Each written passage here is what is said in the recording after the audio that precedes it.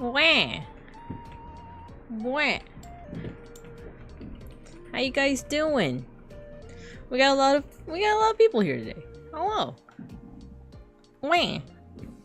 I just burped. Who we got here today? I know that there have been some naughty cubs sneaking into class early, doing some shenanigans. I was even speaking to them, despite them having a totally real hall pass. Ghosty and Gojikins, hello. You guys were sneaking in early like dutiful students, right?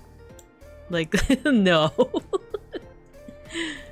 We all got hall pass, actually. That's the cool thing about all three of us, is that we have a totally legit hall pass so that we could totally legitly be in the hallway when it's not school hours. Who would do such things? I know, right? Early, I would never have the tab open a half hour before stream because I saw a message on Blue Sky. Aw, you guys are sweet. You guys are sweet. Meanwhile, sometimes I'm like rushing to like after work, I'm like rushing to like do whatever prep that I have to do. So I appreciate y'all. And then, of course, we got Saribot, our rock. And Gojikins and Ghosty, you got your stickers. And beeplebees, hello. I heard Babinka's live. Maybe we should go say hi to her. Yeah, Yeah, you can. You could say, look at my little like animated PNG, or sorry, animated GIF. Look, ready? Wait for it to wave. Wait for it. Any second now. Hi. There you go. You guys got your stickers. You guys got your bombs. We have only now shown up. It's true. We were shocked to hear that teacher was doing a Friday night class. It's true. It's Friday. And Folky got your sticker. Hello, Matthew. Thank you for the 23 months. Thank you, and also thank you for the advice earlier. We were talking about the gallbladder. I was gonna say the bear bladder, and I'm like, that actually sounds worse. So I'll just say gallbladder. We're talking about gallbladder stuff. I'm nervous. Hello, every cub. Hello. And Shiopi, hello. You got your sticker. Seishun, hello. Welcome. Hello, Fugubi. Wah. I ate the hall passes. No, you weren't supposed to say that part out loud. You were supposed to say that you have totally legally obtained hall passes. You heard it here, Cub. She's a prepper? No, I'm not a prepper. I don't prepare for anything. Not even the bear apocalypse, whenever that's gonna happen. We're making candied hubcaps? Candied, you say? With what material? As if I'm gonna like write down the recipe for like candied hubcaps, you say. Guys, we should raid Babinka Bear. I haven't been around their streams much, but they seem pretty cool. You think I'm cool? You think I'm cool? Wow. No one's ever said I was cool. No. Sun bear yeah, people keep wanting my bile because I'm a sun bear. Isn't that wild? Isn't that crazy, Taxi? The pall bladder. There we go.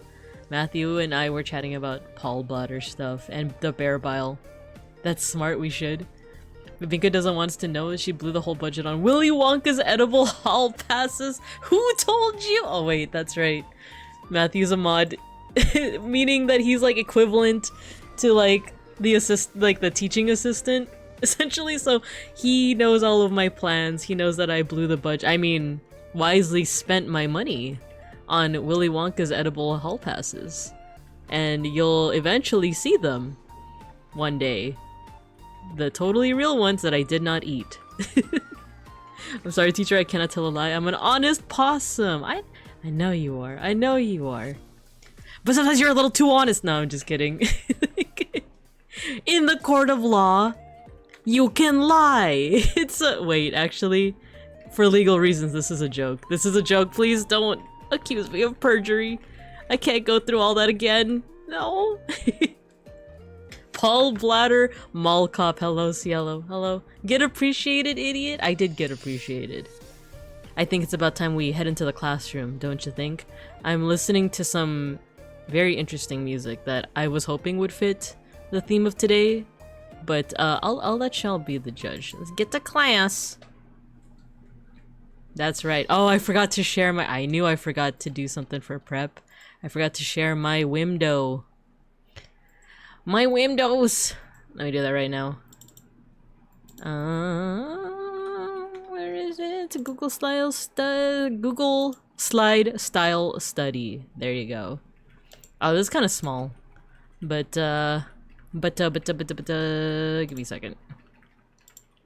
Presenter view. There we go. There she are. There she goes again. Windows XD. Wow, Babinka, after we fundraise you a whole new budget by selling all those car parts and copper? Yeah, that's exactly. Beatboxing bear. I don't know how to beatbox. I know boots and cats and boots and cats. And if you keep on repeating it, eventually you'll learn how to like say stuff like boots and cats and boots and cats and boots. I think that's how you do it. I have a friend, me and Beans have a friend who like it was kind of like our like lighthearted meme that like you know when you're like doing an impression of someone, our impression of this guy would be like when we used to like all hang out when we were like in our 20s, he'd be like oh, where you guys want to go eat? You guys want to go to In-N-Out? Paquito Mas? You guys want to go to Mexican food? You guys want this? and like no one would be answering because like everyone's like thinking about it, and then like when no one answers, he just starts beatboxing. You guys want in and out? No? You guys want some fast food?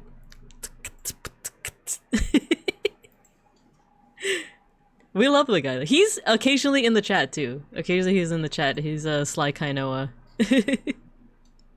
But yeah, I didn't do my intro yet. So hello everyone. Hello, it's me, Babinka Bear, your local Sun Bear art history teacher and educational streamer.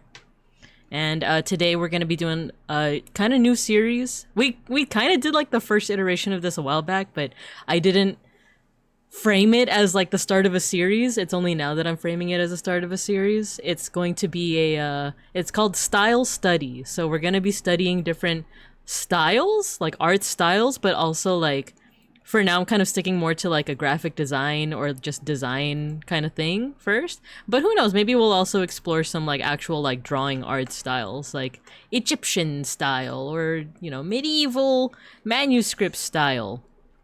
So but for now, like the last time we actually did, here we did Frutiger Arrow, an attempt at Frutiger Arrow. But actually this whole thing started out as like a Babinka Teaches like thing, which itself was like a series as well. But it's this whole thing of like teaching y'all what I know about graphic design. And the thing is, I'm an amateur. I never actually took a graphic design class. I took all the prerequisites, but I didn't actually take the class. So it was like a little lesson from an amateur graphic designer. And then we went into Frutiger Arrow, and now we're going into another style completely. Graphic design is my passion. My Jeremy Passion. Or whatever that guy's name, the Phil-Am National Anthem guy. Before I do that though, I want to just say something really quickly. I have been informed of like just some certain whisperings and stuff around the community. I won't say anything too explicitly, but I just want to let you guys know that, especially for those that don't know the context, but I'm just going to say something very general, and that is that this classroom does have rules. Has a set of classroom rules that can be found in my bio. If you're also a part of my Discord, I also have classroom rules in there as well. So just be, I know it's like, well duh, every streamer has rules, but I just wanted to kind of remind, and like it bears repeating, if you will. It bears repeating that be sure to abide by those rules, especially the first one. Just the general, be a good person. Don't yuck on my yum, but also like don't spread around any hateful things. Try to, you guys know my politics. I feel like by now, especially if you're a long time watcher, you know what my politics are. And if you say anything that I feel is out of line, or even that our main mod Matthew feels that is out of line, then do expect some consequences, such as timeout or even a ban. So otherwise, you guys are free to you're right, the rules don't say that you can't eat tires. So yeah, as long as you guys don't have a hateful bone in your body and you guys are mindful of those rules, feel free to enjoy the class as you will. And if you feel like those rules are a bit too much, then I'm glad that you had your time here in my class, but there's other classes that you can attend to. So yeah. Binka rules, be nice, eat cars and dance. I wanted to do graphic design. Takes a drag out a cigarette once. Graphic design is my poisson. Let's see, we love communism in this community. Yeah, if for anyone that's like missed it somehow, like especially if you're a long time watcher, I am a little bit left-leaning, I will say. Like, I have this crazy notion that people are deserving of human rights. Isn't that crazy? Even bears, especially bears, need human rights. Arguably just the bears. Poisson is fish in French. Poisson! But teacher, what if you hate a specific duck when he quack? Oh, I don't know. What's up with the duck? Is he problematic? Is he like... Wait, look at the hat on the fish emote. No idea? Ah, okay. That might be something to meditate on, to see why it is that you have a dislike of this duck.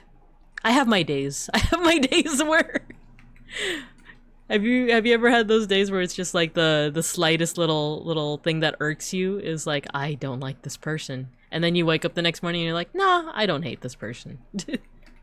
I don't hate enough to know. Teacher, what's the drama? We want the hot goss? Nah, that'll be a after school sesh, I guess. But no hot goss here. Unless it's about like other things, like if I have any family drama from here on out that my mom shares with me when like I actually got my nails done by my mom the other day because it was my other brother's birthday. Another Binka bro had his birthday. I stopped by home and she did my nails and then she was sharing the hot goss, but it wasn't that exciting if I'm being honest.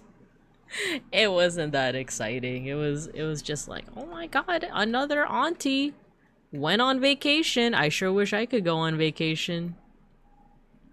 Oh my god, you got your claws done. Yeah, you like it? The lukewarm goss about the titos. Yeah. Actually, wait, you just reminded me. I don't think I'm gonna talk about it on stream, but I did get some hot goss on the titos. It was kind of wild. It was like wow, I had no idea he was like he did those things. Anyway, it's a drug thing. But anyway, like nails. I heard you got your nose done. No, my nose is perfectly cromulent. Look, though the way that I rigged it on PNGTuber Remix, I did do like. I didn't think about it because I was just moving my mouse around on one screen. But if I move it to my second screen, look at my nose, look at my snout, look, it's getting smaller. Like, cause I'm moving it to my second screen, and then like when I move it back to my first, I need to fix it, but then that means I need to fix it on every single outfit and every single toggle. So I'm like, maybe I should just keep it like this and never move my mouse past like my first. Look at my nose. How is it doing that? How is it doing that? I did get my nose done. When you joke and mislabel the passion tea at your job as poisson tea, be assured your customers will believe that you've poisoned them. Ah, there we go. That's the that's the I was gonna say dub. That's the that's the stuff I like to see. Shrink, sniffa, sneef, snorf. Oh no, we booped the snoot into her head. I know, that's what happens if I look too much to the left. Would fish tea be not broth? I do like broth. Poisson! Poisson! I don't know French. I do not parlez-vous the français. I know that if I read it, it looks a little bit like Spanish, but that is the extent of what I know. Except there's like a whole bunch of like vowels that aren't actually pronounced, which is why that's also the case in English. It's very confusing, but going back to fish tea broth, yum yum. I have been wanting to eat healthier lately. I've been having a few health scares recently. Not anything that like, oh my god, teachers dying, but just like teachers having some back issues and some back pains and stuff like that. I've been wanting to eat healthier, and a part of me is like, what if I just like get some cheap fish fillets and learn how to cook that? Eat grass? I don't know. I still have yet to touch grass, much less eat the grass. Petition to mosh to the French allez verb song. Old age sneaks up on us all. It's true. Vegetarian bear, no more eating ants. Oh, you're right. I was like, ants? Do ants count? Nah, they do. Eat more berries? I do love berries. I do. It's funny, I was talking with my coworker about this, and I accidentally yucked on her yum. She's talking about how much she likes blueberries, and the first thing out of my mouth was like, I don't know if I like the texture of blueberries. And then, like, as that sentence was leaving my mouth, I was like, oh, cringe. I'm cringe. I freaking yucked on her yum. She was just talking about how much she likes blueberries. Luckily, she was like, oh no, as someone who likes blueberries, I get it. But I was like, no. And it's funny because I was talking about how much I like strawberries, and I think she said that she's not a big fan. I like blueberries. You've chosen war. You've chosen fratricide. Wait, how did that Simpsons quote go again? You have chosen regicide. If you know the name of the king or queen who is being killed, press 1. You vomited on her yum. No. No, I didn't physically vomit on her yum. I accidentally said I didn't like the thing that she was actively talking about. I vomited, I yucked on her yum.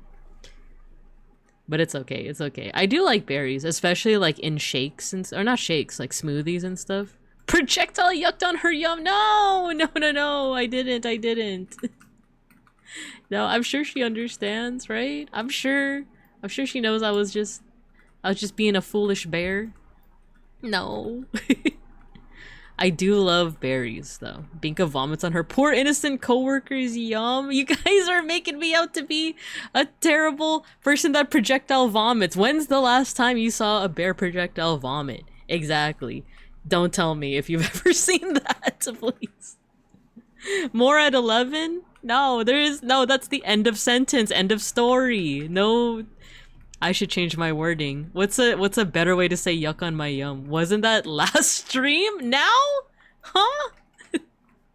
What do you guys are gaslighting me. My dear darling foolish little students are gaslighting me. This is a travesty. How could this happen? How could this happen to me? You kicked on her flip? Wait, that was just funny. I can't believe I kicked on her flip. Anyway. Talking about how much I like berries. Oh yeah, talking about how much I want to like try to eat healthier as I snack on some Filipino snacks that my parents gave me. You guys know what boy bawang is? Bawang is Tagalog for onion. No, garlic. And boy bawang is like you guys ever had corn nuts? Like those like crunchy, it's like dried out corn, but they put seasoning on it. So it has a nice little like crunchy texture. Yeah, so it's like that. Boy bawang is like that, but like think more on the garlic side. I actually don't know if it's like made of garlic. Cause the mascot is like a garlic guy that's just giving a thumbs up. Wait, let me see if I could find it for you all.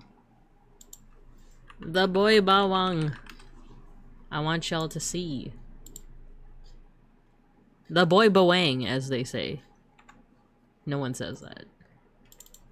Boy bawang. There we go. I want you to look at the... Here. I feel like you can definitely see the mascot here. Look at that. Oh no, it's not a thumbs up! I've been freaking Mandela affected. I always thought he was doing a thumbs up. He's doing a fist. He's like, take that. Take this garlic flavor. Oh my gosh, wait, has he never done a thumbs up? No way. No way that I've been like No, look at this. Look, he is doing a thumbs up. I haven't been freaking Mandela affected. Chicha corn. Mixed nuts, that's a lot of nuts. Boy bawang, garlic flavor.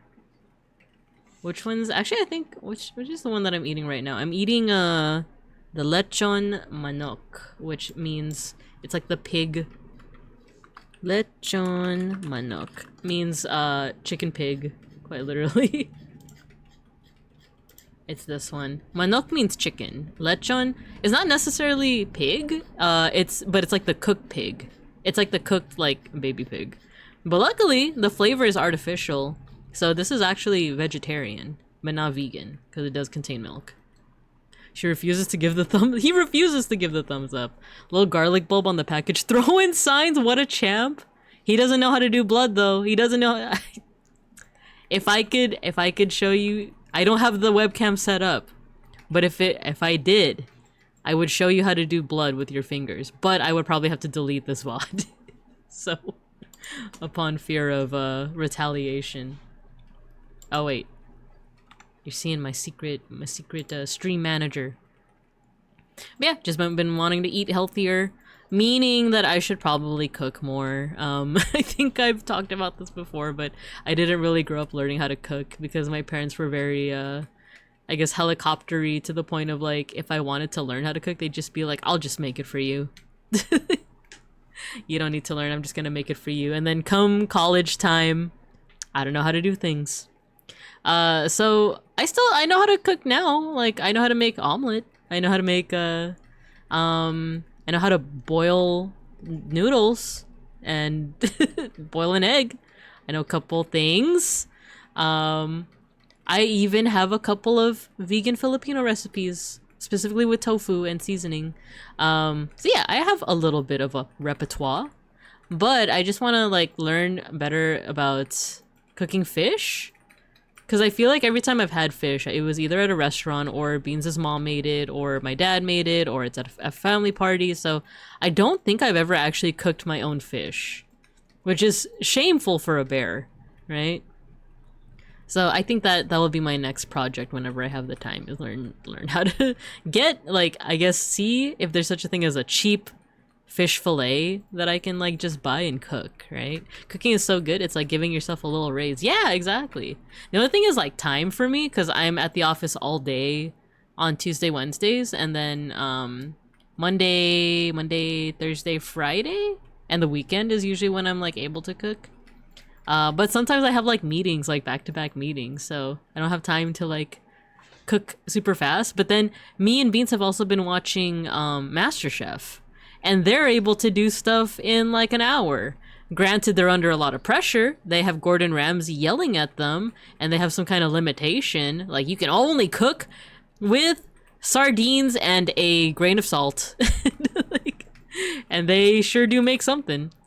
So, you know, if I'm cooking in the kitchen without Gordon Ramsay screaming at me, then, you know, maybe I can make something under an hour or under 45 minutes and still make it in time for my meeting, right?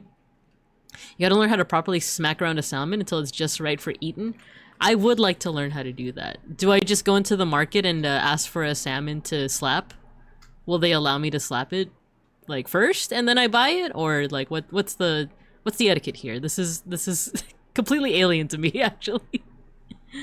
If you can't get a fresh fish I didn't do my tongue twisters. If you can't get a fresh fish fresh frozen is solidly okay. Fresh fish, fresh. The one tip I got is that you can't undercook salmon, as people literally eat it raw. But isn't that like sushi grade salmon? Like, cause I admit I have thought about that before. I was like, yeah, sushi is a thing. Why can't I just eat this raw? But isn't it like a different grade, right? Like somehow sushi grade is like cleaner, or am I misunderstanding that? Or is that a myth, actually? Myth or fiction? Sushi grade doesn't exist? Really? So I could, if I get salmonella, if I eat a raw fish, like, if I get some kind of food poisoning, go by smell? Okay. At the tasting, the judges are just like, I'm not really tasting the grain of salt. I think it's lost the... Yes, Folk, you know it. Have you also marathoned all, like, 50 seasons of MasterChef within the span of a month? Because that's what me and Beans are doing. And then we just, like, start, like, memeing to each other of, like, it's you on a plate. Like, there's, like, so many... I haven't even gone to, like, the Reddit of, like, Gordon Ramsay shows, but I feel like there has to be a Reddit that makes fun of all the times he's like, it's you on a plate. It's raw! Like, every time there's, like, a team challenge, Gordon Ramsay has to, like, go aggro, get food, say that it's raw, and throw it. Like, every time. Like, if you did, like, a drinking game, like, that has to be on there. That has, like, Gordon Ramsay just, like, it's raw. Touch that. Come here. Touch that. Cold. Freezing cold. It's raw. And then he, like, throws it. It doesn't matter where they're at. They could be at, like, the Pentagon. And he will throw it across the room. Let's see. 45 minutes for cook time. Absolutely. But no time to eat. Yeah, that's the thing. And then the meetings come. And then I can't eat during the meeting. And then my fish is cold now. And all that stuff. Sushi grade doesn't exist. It's marketing. Go by the smell. I'm kind of flabbergasted that that's just a fake thing. It's kind of how someone wrote the word gullible on the ceiling. Where? I didn't write it down yet. Not MasterChef, but Chop used to be on the break room TV at my first job all the time. Ah, okay. That can't be on there. We would all die. I think of the Fresh Prince episode where Will Smith's character, he says, I forgot what he says. He says something like, we can't even afford a roof. And then the camera pans up and you see all the like light rigging because it's obviously a set and not an actual house. It's like, can you imagine if I did like a redeem where you just look up and you just see like nothing or rigging, you know, like camera rigging. You can cut down cook time by prepping the day before and having it in sealed packages ready to cook, or batch cooking in general. Yeah, Beans has been wanting to do meal prep. I feel like that would be very like convenient for us, but I always have a mental block of like, oh, but then we gotta spend all a Sunday doing all the prep. Not, you know, it's like the child that doesn't know what long-term like what long-term rewards are, you know, like the child that's like, do you want the chocolate now, or do you want 2 chocolates in 30 minutes? And I'm the freaking I want the chocolate right now kid. Of like, oh, we gotta spend our Sunday prepping it so that over the long term we can eat a lot easier and quicker without worrying about it. Oh, come on, okay, come on. Over here. Ooh, piece of candy. Exactly. Yeah, that's been the haps recently. Maybe it is because I've been watching MasterChef that suddenly I'm like, okay, if people can do it under pressure in like under 45 minutes, maybe me with no pressure can do it in an hour without Gordon Ramsay yelling at me. Me making bao, all this work for only like 6 to 8 buns.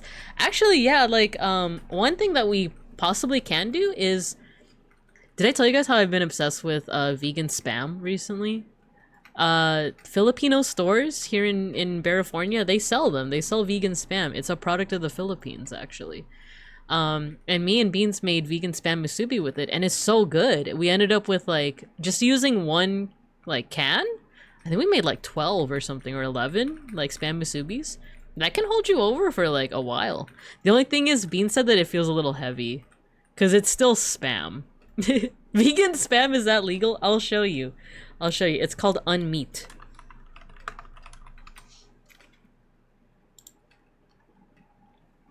It tastes legit too. Like, it's called unmeat. I don't know, it's plant-based spam. It's pretty legit. I like it.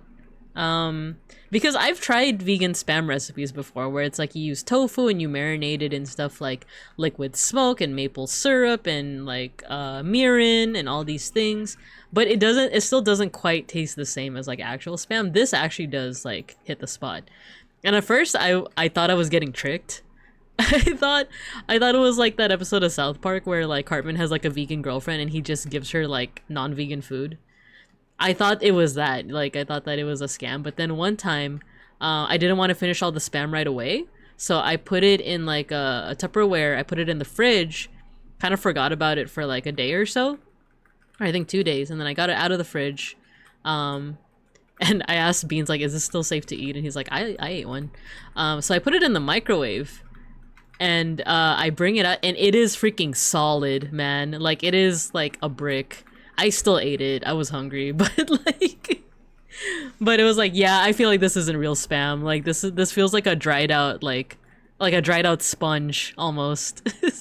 So I will say that this is really good if it's fresh, but if you put it in the fridge for 2 days and microwave it, it is basically a sponge with seasoning on it.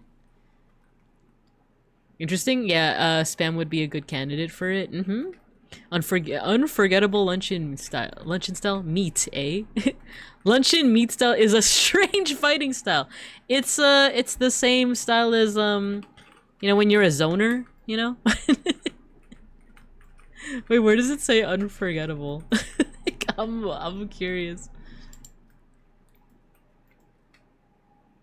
I don't know. It was, yeah. If it's like old, ooh, unmeat luncheon fries, you say? Interesting.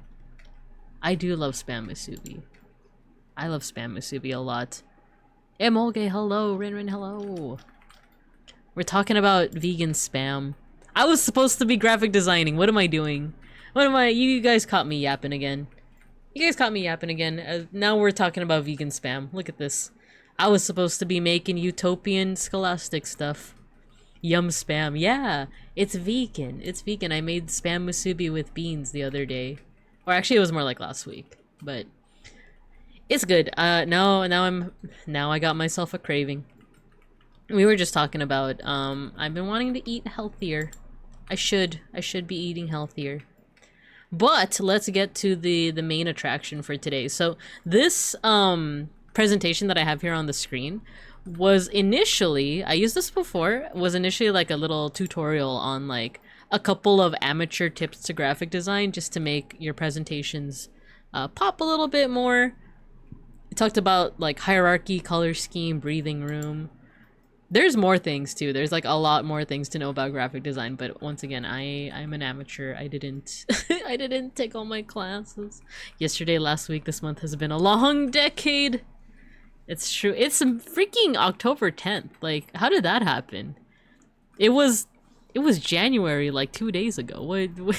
What's all this then?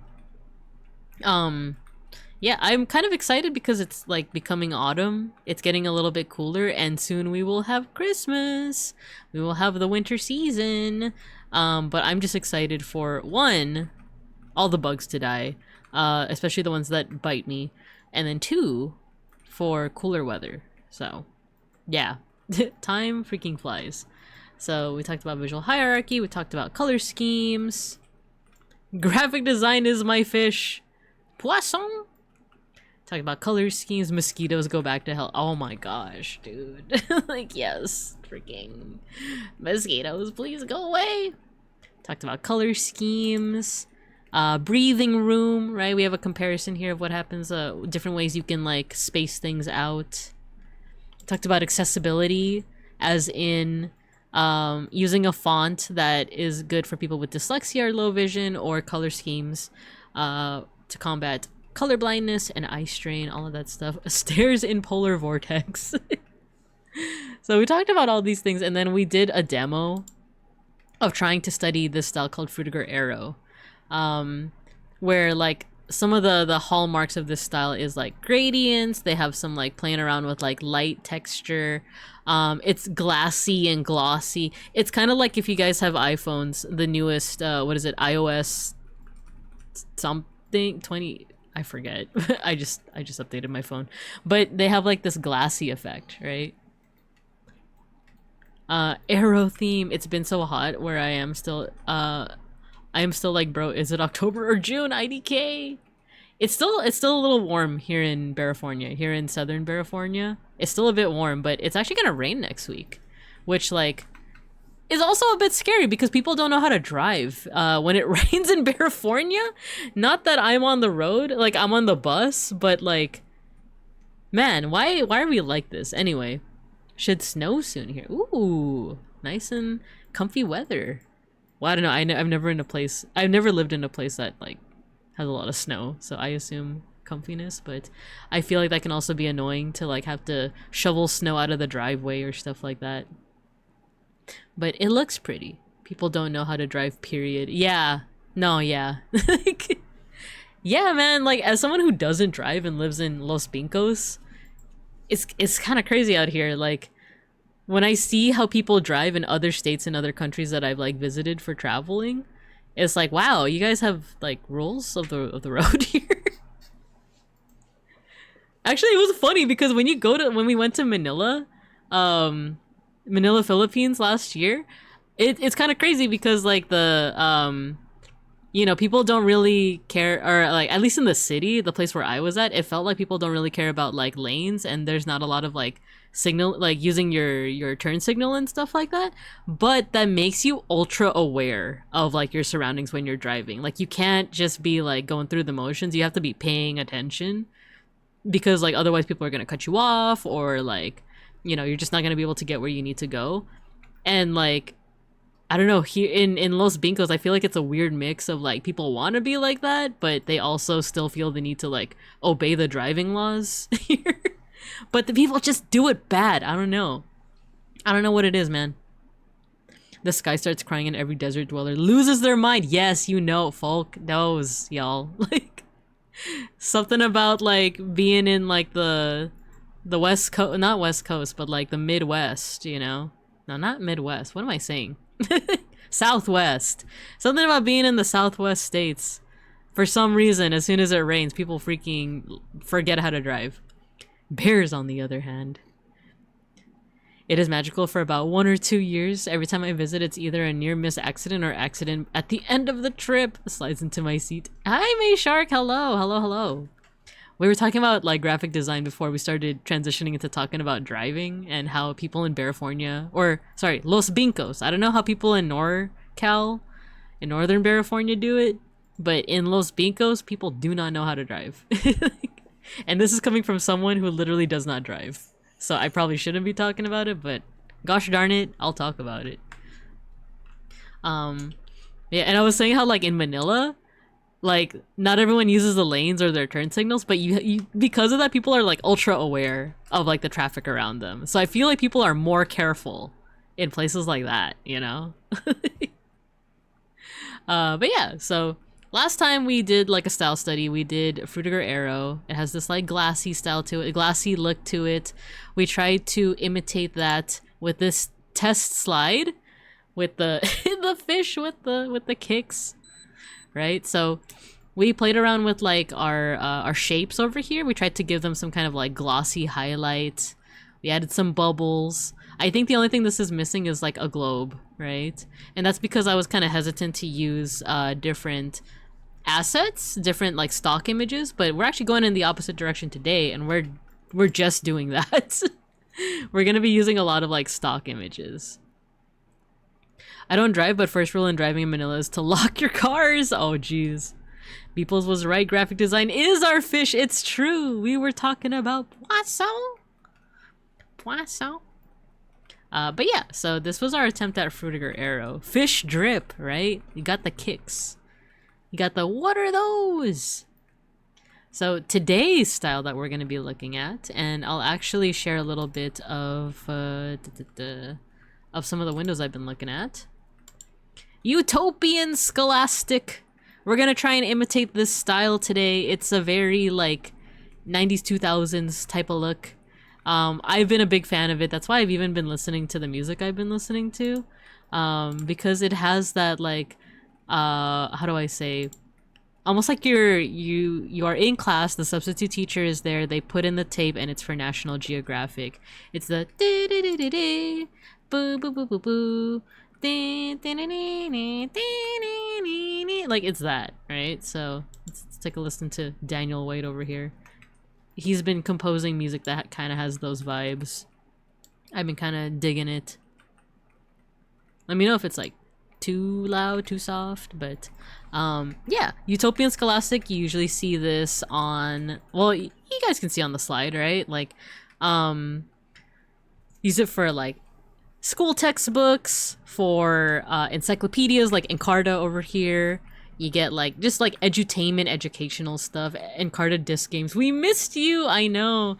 One of these days I do want to play the Encarta game, Mind Map, I think it was called.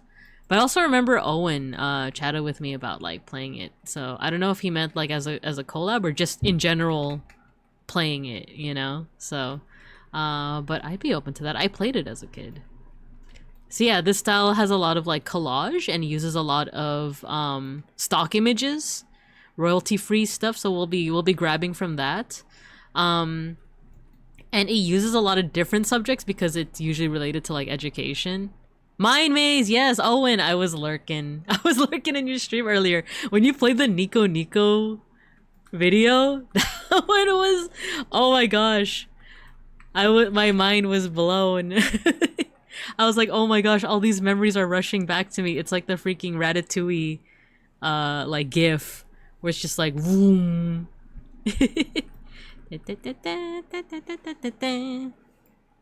But yeah, so man, that, speaking of nostalgia, that was a good one. And thank you for shouting out Owen, Matthew. But yeah, so we're looking at some Utopian Scholastic. because it usually has to do with like educational topics. It includes a lot of different subjects, so like nature, animals, space, ancient history, music. If you look at the Encarta one, I know it's a bit hard to see on the screen, but like it has like famous figures. It has like the Mona Lisa. It has some paintings. It has some like music. It has like Napoleon. It has a space. The last place uncorrupted by capitalism. Just thinking of DDR makes my legs sore again. Dude, I didn't work out this past week because Wednesday was my brother's birthday and Tuesday I was just sleep deprived. So I'm like, man, I want to get back into working out. I'm actually becoming a gym bear. But yeah, I would love to do some cardio like DDR. But I also have a heel spur. Anyway. So Utopian Scholastic has a little bit of that. And sometimes, so this style also came out around the time that like CG modeling became a little bit more widespread. Like it's been a thing since like the earlier 90s, maybe even like 80s and earlier. But like it being more widespread was around this time. I didn't work out my legs this last year and it shows. Oh no. Would you say that you have the legs of the manok? I forgot how to say legs in Tagalog. I was gonna say paa, and I'm like, no, wait, that's not it. But yeah, man, I actually enjoy leg exercises, but I mostly do machines. But also the leg exercises help with my heel spur. So, I like it, but I do know it means that you can't climb the staircase the day after. So yeah, CG assets were used, and the way that a lot of these assets are arranged is usually, well, there's different ways that you can arrange it, because if you see down, oh, you can't see my cursor, but if you see down where the, like, National Geographic books are, they're kind of, they're organized in a way that all of them have space, there's not a lot of overlap, but then if you look at the Encarta cover, there's a lot of overlap, and it's almost surreal, because you have this face that is, like, almost, like, unraveling. You know, like, oh, shiete yo. It's unraveling. But then if you look at the Newton, I think that's a Palm Pilot. I've never actually had a Palm Pilot before, so I don't know. That one is, like, not as organized as the National Geographic, but not as overlaid and surreal as the Encarta one. So you can actually, like, arrange the assets however you want, depending on what it is that you're going for. So we're gonna look at a couple of examples on my screen over here on the board right here, but our next thing will be to do a test slide of I haven't really decided whether it's gonna be like if it's like a mock-up for like a fake video game or like a fake encyclopedia or anything like that. I haven't really decided, but I'm thinking of maybe like a mock-up of like an art history or an ancient history, like visual with me, with me part of it. I'm still deciding if I should have like a PNG of myself or just like a photorealistic, just like a photo of a sun bear like on there. So we'll decide. But first, let's take a couple. Let's look at a couple of examples of what we mean by utopian scholastic, and we're gonna drop by one of my favorite. Recently, it's been one of my favorite websites. Because at first I kind of like hand waved it, I paw waved it as like, this is like, there's like Zoomer stuff here.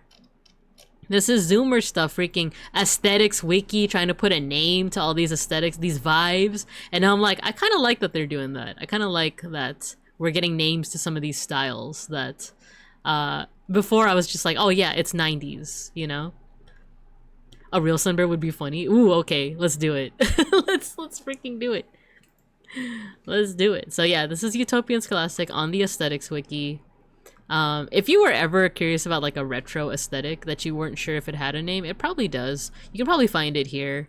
And here's Frutiger Arrow, the one that we looked at last time. See, this is like the Frutiger Arrow like look with a lot of like shininess, glassiness. Oh, a globe for some reason. And then this is Utopian Scholastic. This music is so good. Nice, yeah. So the artist name is Daniel White. I was trying to find more like Utopian Scholastic vibe kind of music. I think I found them on, what's it called? I think I found them on YouTube.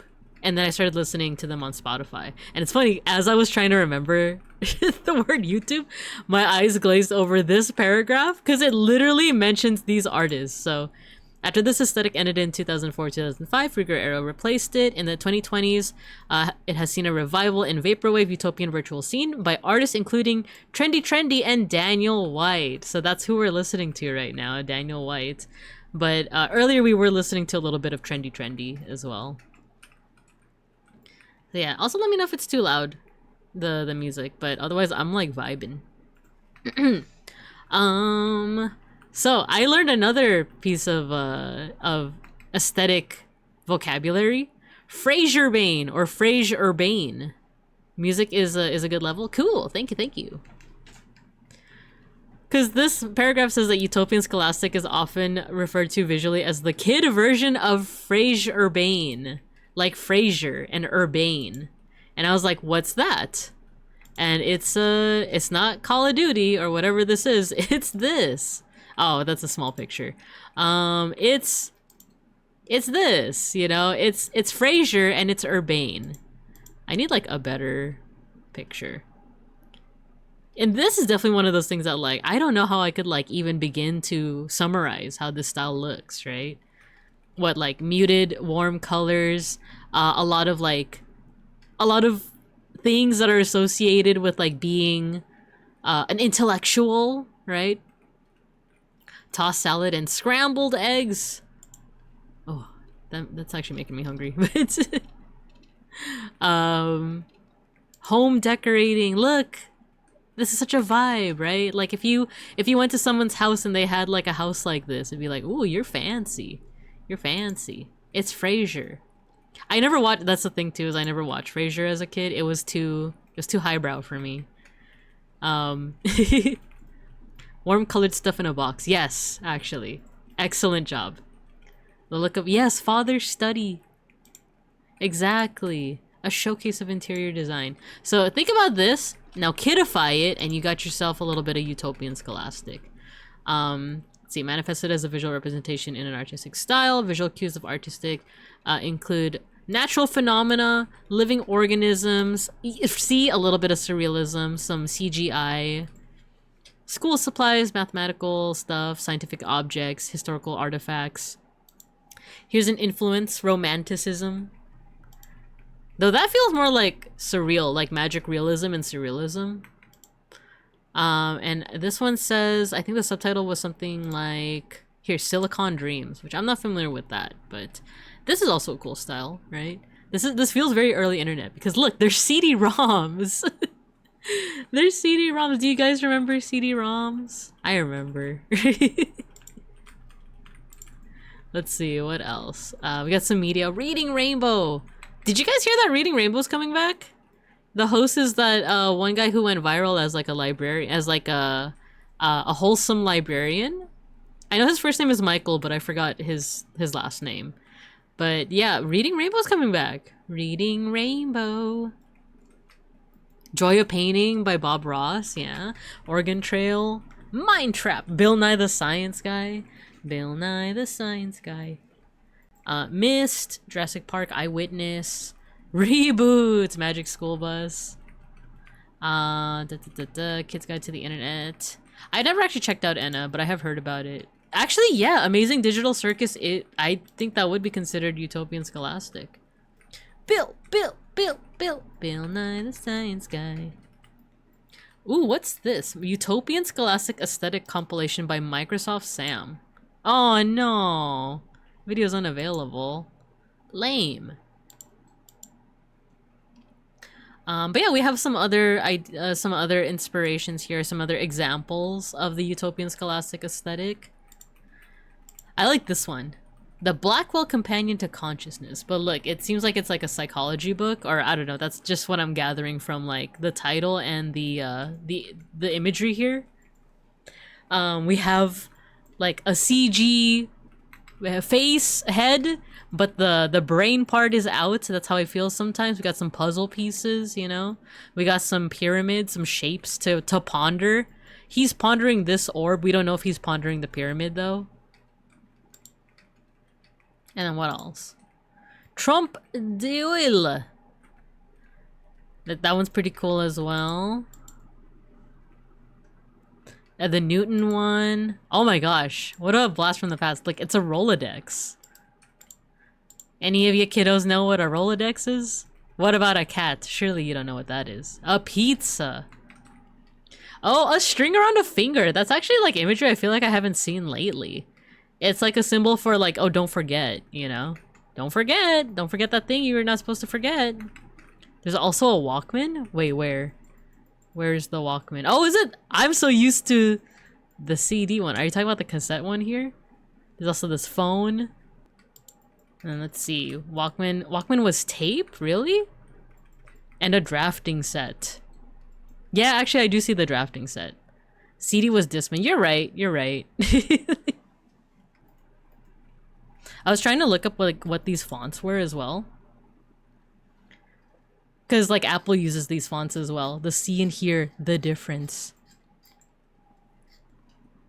Oh yeah, this is another example here. So I thought these were National Geographic. They're not. It says here Dorling Kindersley Eyewitness book. I'm pretty sure Eyewitness is the same people that made the thing I was singing earlier. The da da da da da da da da da da da da. So yeah, like all that stuff. It makes sense that that aesthetic would also flow into their books, because I do remember having these as a kiddo.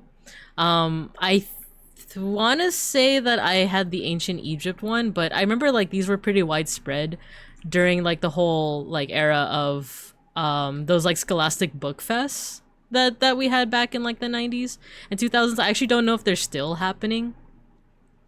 Let's see. Oh, we have an ad break soon. Okay. Yeah, if you guys want to see some more examples as we're looking at, I'm going to go ahead and post it in the chat.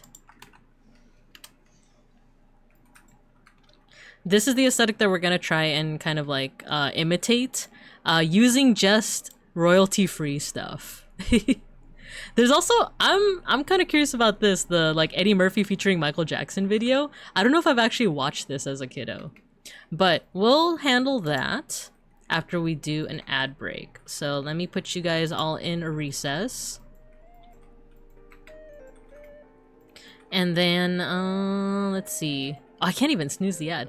But alright, we'll put you in recess. I'm gonna go get some water. And I'm gonna go get some snacks. And then we'll come back and we'll talk more about utopian... I was about to say utopian arrow. Utopian scholastic style. Yeah, I'll see you guys in about 3 minutes.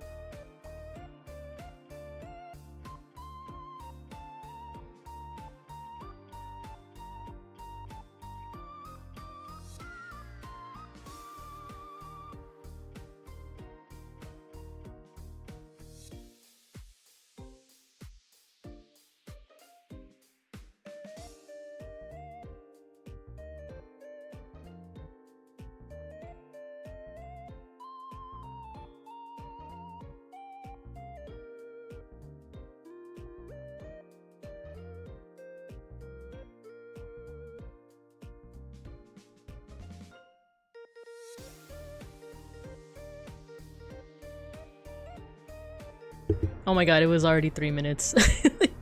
I went to the kitchen to get some food and I got myself some beans and salsa and I was just enjoying it too much. and now the ad break is over. Hello everyone, hello. You got your stickers? You got your stickers, Peck School, hello. Utopian Arrow is the mashup you create next. Ooh, maybe. I feel like, yeah, I might be down. Almost forgot the redeem. Yeah, you got your sticker. You got your sticker. Let me just eat a little bit more of my salsa and beans and then we'll get into it. Beans as in actual like beans, not my partner.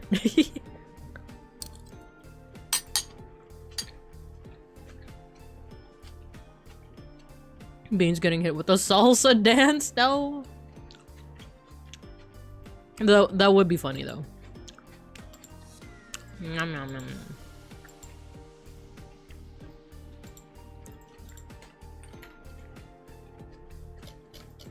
Okie dokie.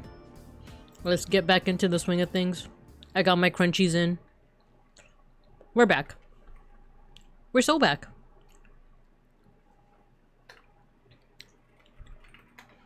Look up Bryce 3D for a wellspring of 90s UT design. Okay, Bryce 3D. Let's do it.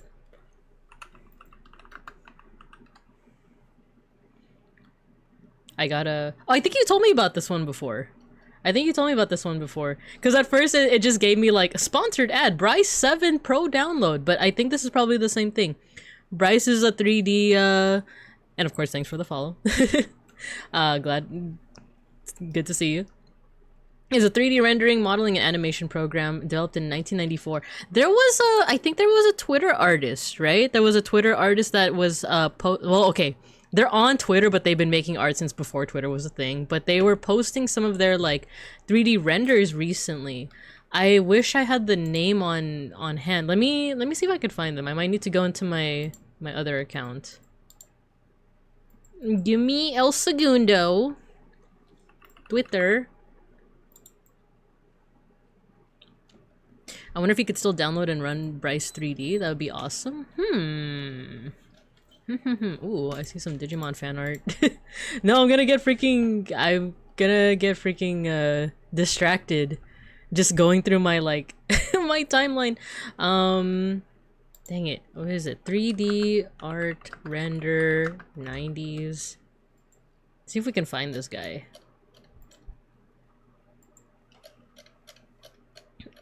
I think I found him. Ryan Bliss.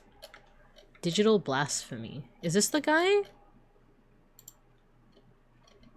Let me see if this is the guy.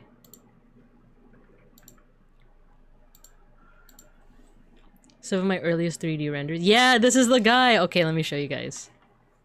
That's not what I meant to show you. That's a different Twitter account. I forget that I'm on like a completely different window. And it's so funny that the first thing that pops up is a furry. That's a good one. Okay, let me show you the pose. I mean, good render, I suppose. Oh, you guys. Okay, I'm gonna do this. I'm gonna look it up. Because I looked it up on my Pau Pandan account. Because I was like, I probably like I retweeted him before. But here, put it back on. Oh my gosh. This guy, Ryan Bliss. The other thing is when I go to his account, like you don't immediately, well, I guess this is over the years, right? But I wanted to cut directly to like his older stuff. So this is a good example. Yeah, look at these. Created these in 1998. I have a sneaking suspicion maybe they used that program, the Bryce 3D. Right? Digital Blasphemy. Look at this. This is epic. Like, I feel like if I saw these in like the 2010s or late 2000s, I would have been like, oh, this is terrible, you know? Like this is like reboot.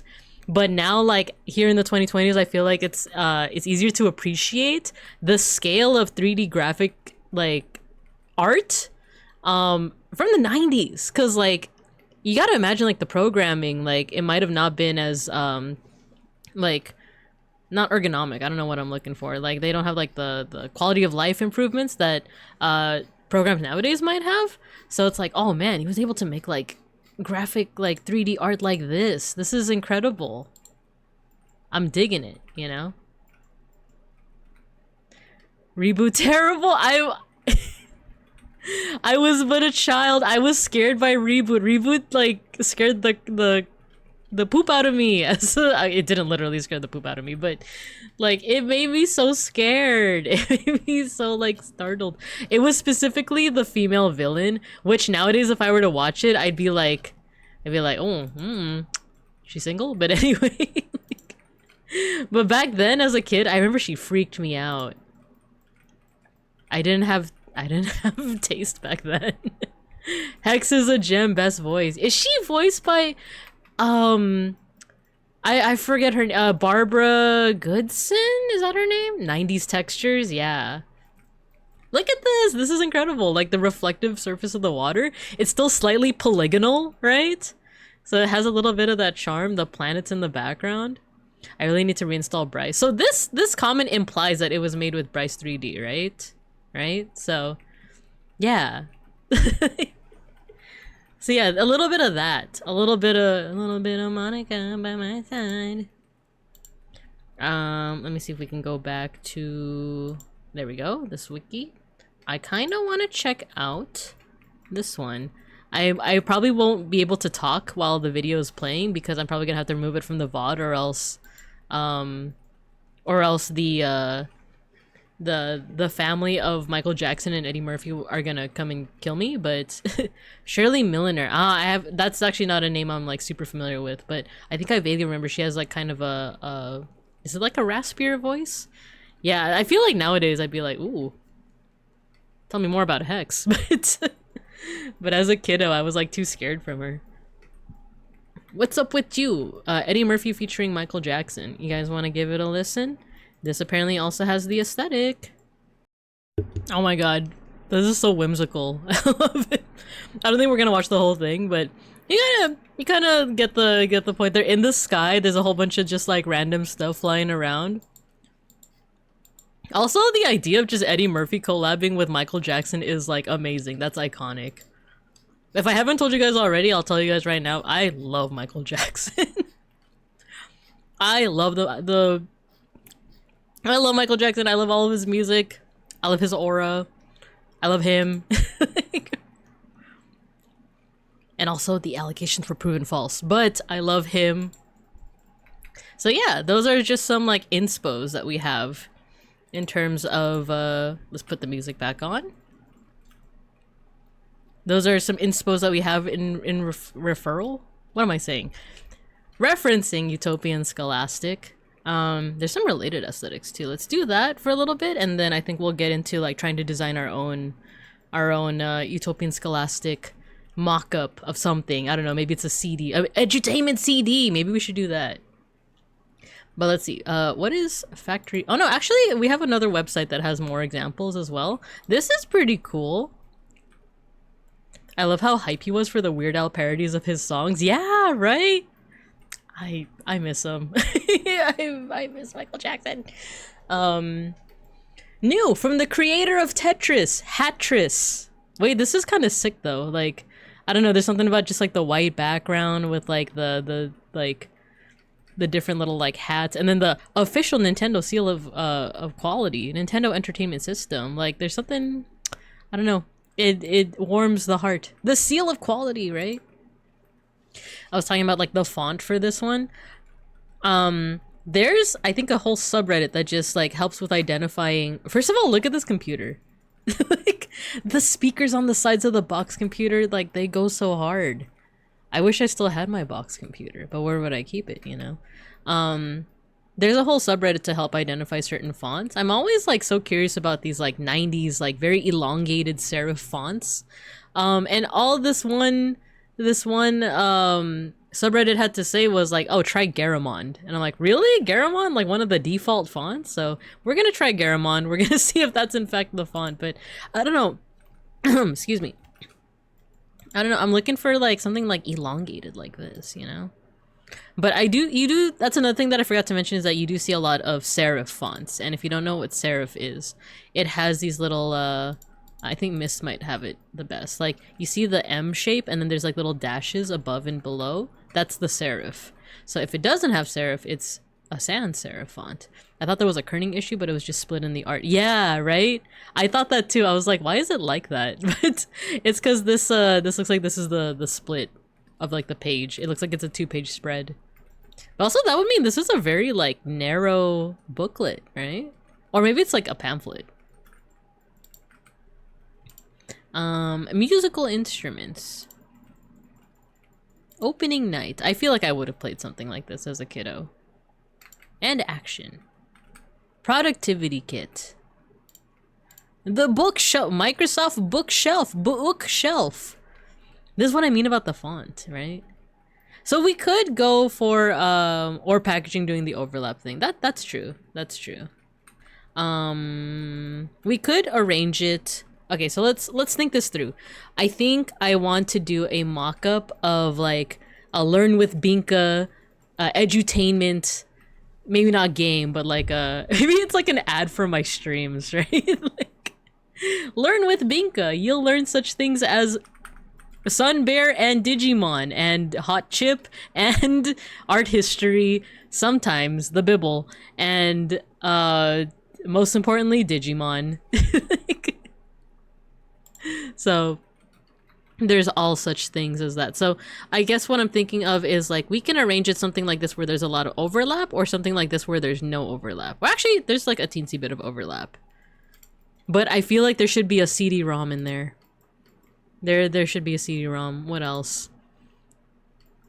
Yeah, you know what? I like that idea. We can incorporate all the things that I've like taught, like done an educational stream about. So like astronomy and like tarot cards, some random art history things.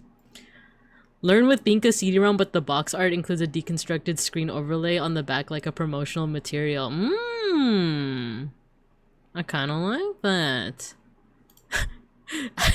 This one just, I don't know, there was something like when you're like scrolling through all these and you see this one small and you see like America 3D dinosaur bug like in like big letters.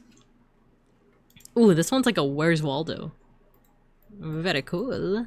Earth Day, social studies. Ooh, I feel like, I don't know if this was my textbook, but it definitely looks like it would be my textbook. Class curriculum, art history, Digimon mythology, design pixel art, Digimon, tarot, bears, Digimon. We love bug! Exactly. Exactly. Whoa, what's this one? Dare to Dream. Dinotopia! I never read this one, but I've heard a lot about it. Alaska. Vietnam. What is that? Ruta Maya. Morocco. Indonesia. Brazil. Ecuador. Pacific Islands. These are sick.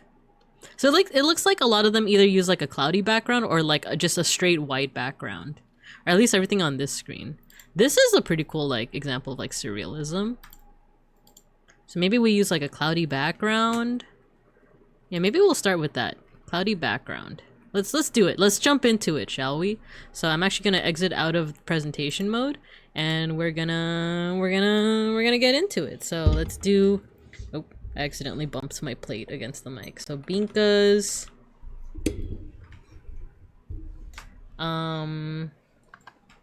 Binka's class. I want to go with the full name of our, you know, that full name that we made up, the Binka's community college daycare and all-day parking, but I feel like we gotta keep it simple for now. So if it's all right with y'all, we're gonna keep it to Binka's class. Do not protest. Do not. We're just gonna see how it goes, and maybe we can add the rest afterwards. All right. So Google Slides does have this option to look at different stock and web photos or web, you know, images. So let's do that. Oh, look at that. We already got some cloudy skies. Sky with clouds. Maybe we could use this as our background. Stock images. Okay, okay. Hopefully none of these are like AI generated. They seem legit, especially if it's under the like the banner of stock images, right? Let's see if this one works for us. It's not like perfectly, like the size is a little bit off. Actually, how is the sky usually appears like pretty light, right? When it's used as a background here. And actually here it's not light at all. But I don't know, maybe let's look at this one. This one feels, ooh, this one feels very light and airy. We'll extend it up to here, and then we'll crop it. Actually, we didn't crop it, we stretched it, but that looks fine. We'll send this to the back, layering wise. There we go, Binka's class. How do they usually make the text stand out against?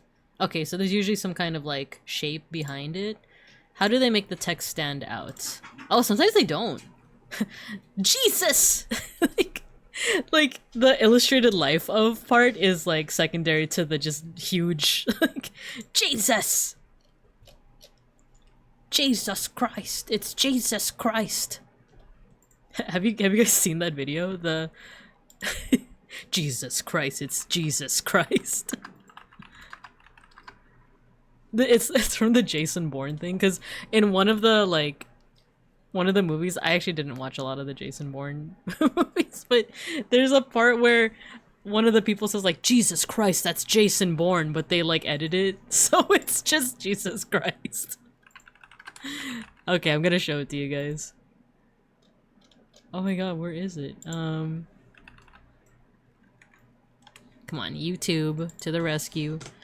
Jesus Christ, that's Jesus Christ.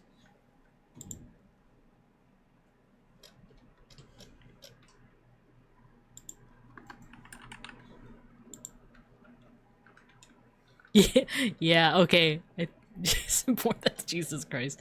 Wait, where is it?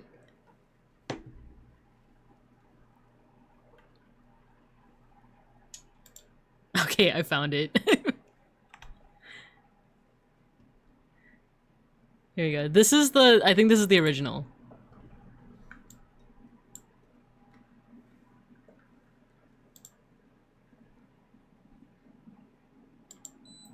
So there's that one, and then there's... Oh wait, this is a different one.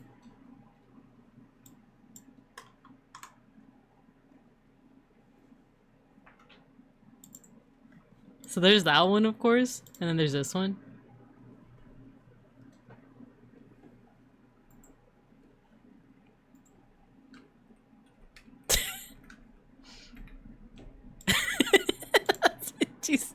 Jason Bourne, that's Jesus Christ. This is the one that I love.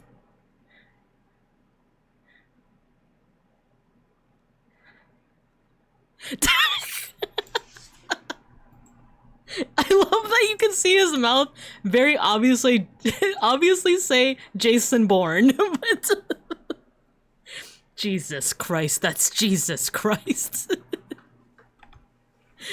Every time I see that book, the one that just says Jesus on it, I just think of that. Jesus Christ, that's Jesus Christ. Okay, so going back, how do they make the text stand out against the background? This one just has it as white. This one, it doesn't seem like they always use like shapes behind. It looks like they just like, maybe they desaturate the sky a little bit. We can try that out. Retrospect. Jesus Christ, it's Jesus Christ. What else? Yeah, the Encarta one uses like a background. So let's try out all those options and see which one makes us the happiest. So we could just do something like this, right? Where we have like, maybe the font will be white. Right? Something like that. We could also take out the highlight entirely and just make it, maybe we'll make it black. Oh, that actually stands out pretty well against the cloud image, because the cloud is like, the cloud image is slightly desaturated. Maybe we could actually desaturate it a little more. So just a little tip if you're working off Google Slides, which I don't imagine anyone else is. I'm just I just really like Google Slides for that reason, despite the fact that it's, even PowerPoint is a little bit better because of its like what it can do, but just as a tip, if you want to, you can actually change a little bit about some of the images in terms of like recoloring, but I'm not gonna do that. But you could also do adjustments to like lower the brightness, for example. So that might actually help No, actually I don't like that because then it's a little bit too blown out. So we can actually leave that as is. Let's see. Is Garamond the font that we want though? Like, I was trying to find like other like sans serif fonts. Binka's class! Playfair display, maybe? Ooh, that one kind of has like a 90s vibe to it. Binka's class. Alright, let's start adding some assets to this, right? So I'm actually gonna use the chat message that Mayshark put, because that sounds like an actual like pretty good summary of my streams and of this class, right? So no, actually wait, let's look for insert image, stock and web. Let's see if we have a sun bear. Yes, we do. But wait, what is this? What is this? We need some transparent ones though. Is this transparent? No, it's not. Why he look like that? Wait, some of these aren't sun bears. Some of these are black bears. They're mislabeling it. You can tell by the ears. Also, I think we need to remove the background on some of these, so we'll actually need to save some of them. And there's actually an online service that not service, but it's a website that you can use to remove the background. These are sun bears. These are definitely sun bears. Because another thing that we can do is I can actually also just go to either Wikimedia Commons or if you look up images on Google, there is a way to limit it to just like royalty-free images. So but just to be safe, I'm going to use Wikimedia Commons. Let's do sun bear. Here we go. This is a classic. Every time you Google sun bear, you always see this guy. He's a classic. He's the truest of sun. Oh no, it's a female. She is sitting in her enclosure.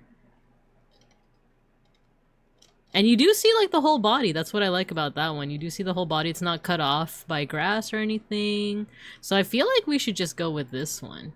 So I'm gonna save image as a sun bear.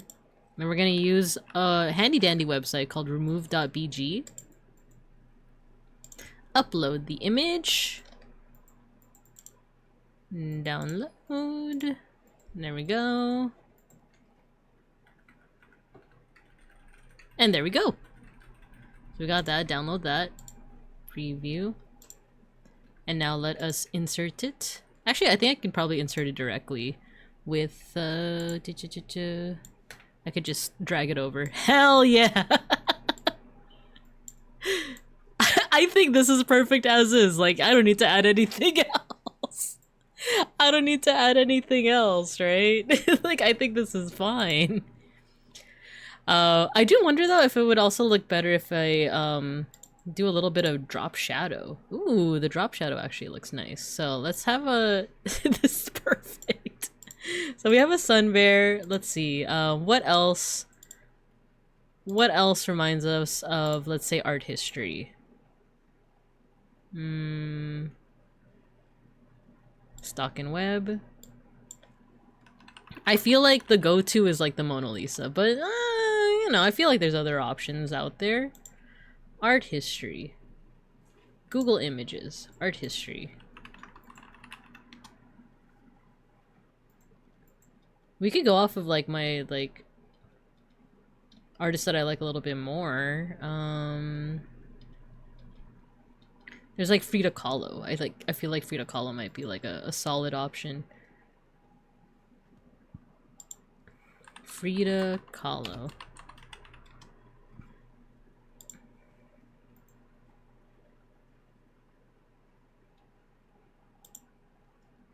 And I think instead of removing the background on this one, because it's a piece of artwork, right? I think we could just paste it. Oh, nope, it's not letting me paste. Oh, because it's the image is huge, that's why.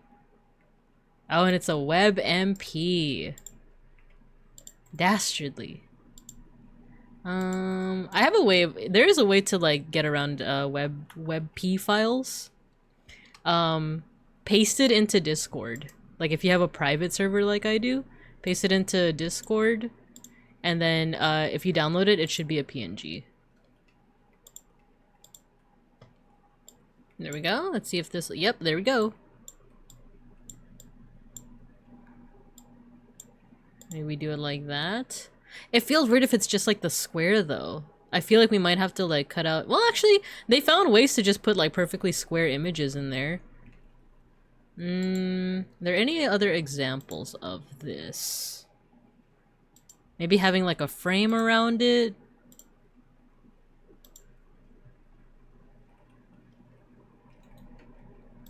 Oh, this music is banging. Oh, okay, for this George Washington one, they just have it fade out a little bit. Maybe we could do something like that? Because a lot of these, you might notice that a lot of these have like transparent backgrounds.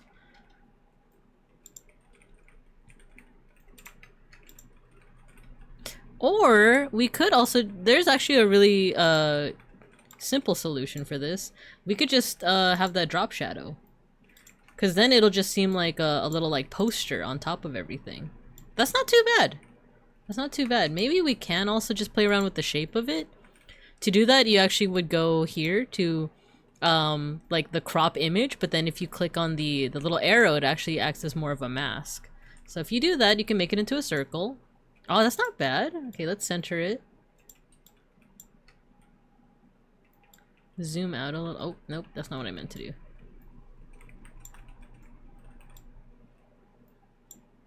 It's like a little bit off center. There we go. So artistic, right? I don't know if I'm okay with the circle, actually. Maybe a rounded square? I think the square by itself might also work. A diamond? Oh, maybe the diamond. Maybe. The smiley? Oh, the smiley, like there's very like subtle like smiley face here. But I feel like there's other things that we could do. Something like that, like a drop, a teardrop. Something like this. Maybe that shape looks pretty cool too. Triangle?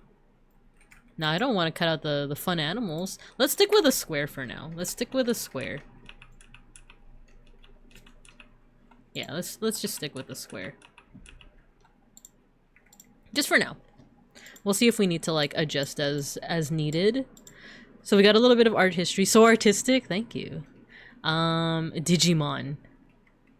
Do we dare? Let's actually leave Digimon for the end because like we need all these like scholarly things first and then we'll indulge.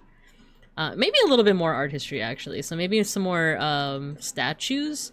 What's a good statue that I like? Oh, maybe something Egyptian. I do love Egyptian stuff. Egyptian, maybe the death mask of Tutankhamun. I feel like that's a pretty solid choice. Very recognizable, right? Because if you, oh my god, if you go to like the wiki page for ancient Egypt, it like the first thing they show is the death mask of Tutankhamun. Like that guy. Let's save. Remove background.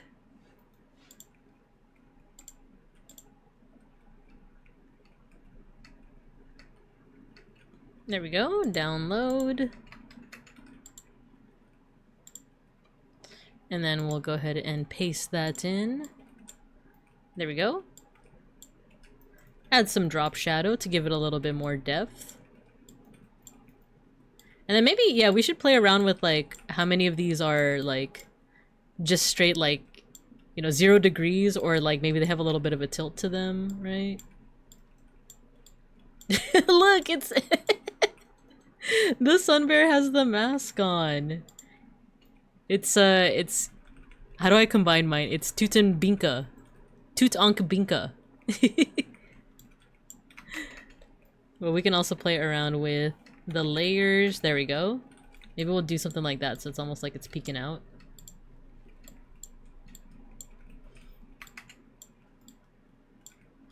There we go. What else? What else can we add? Let's see. Mythology. Well, we already have something like Egyptian, but like maybe we should have a or maybe instead of the death mask of Tutankhamun, we could also do like a god, like Osiris. Ooh, this is neat. I just googled or like this is the wiki article for like the art of Egypt. Ooh, very nice, very nice. Yeah, maybe we can grab... Ooh, actually, this one's a good one, the Narmer palette. It's like a very early depiction of a unified Egypt. Let's see, there has to be like something that isn't just King Tutankhamun's death mask. A baboon, Amenhotep, Abu Simbel. Ooh, the bust of Nefertiti. This one is also like pretty iconic. Well, what else can we find? What else? Especially if it involves ooh, like religion, right? This is Isis. The Fayum. Oh, statue of Anubis. It's William the Faience hippo from the Met Museum. Wait, okay. We found our person. We found our art that we're gonna be using. We're using William. I love William the hippo. He's iconic. There we go, download. Alright, get out of here, Tutankhamun. Get out of here. Get in there, William. What a little guy. Actually, this statue is actually very small. I've seen it in person when I went to New York City a couple years ago. Let's put that there. It seems like the stuff that uses the sky backgrounds has a lot more overlap. Whereas if you want to do like a white background, then you could do something a little bit more organized without like the overlap. Okay, so we have that. What else? Some mythology. Maybe... Look, see, even the Encarta one uses the death mask of Tutankhamun. So something mythology related. See, I do like Greek. Like, the thing is, my favorite is like Egyptian stuff, but I already put something Egyptian on there. Also, let me take another bite of my salsa and beans. Mmm.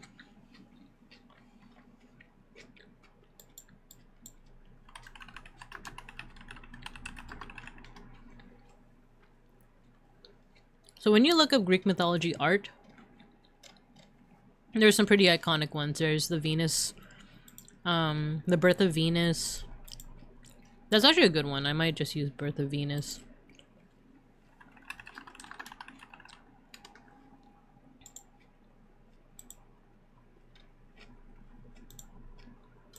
The only thing is the image is humongous. Let me show you. It's huge. Maybe we could just use this one.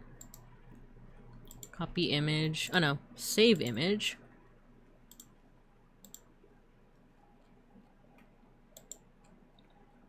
Oh, you got the star. Good job, Rin. Remove. Let's do this one. There we go. The hair does get a little bit cut off here, but I think that's fine. We'll see how it goes. We could just probably overlap something over that to cover it. So let's insert that as well. So maybe we put it down here so that you don't get that like weird over like her body is cut off, so it makes sense to put her down here. And then maybe we could like cover it up with William over here. There we go.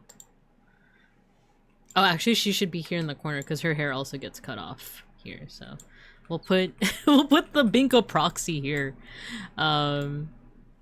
Put the hippo here. Maybe we'll even flip it and reverse it. Flip horizontally. There we go. Flip it and reverse it. It's here for me.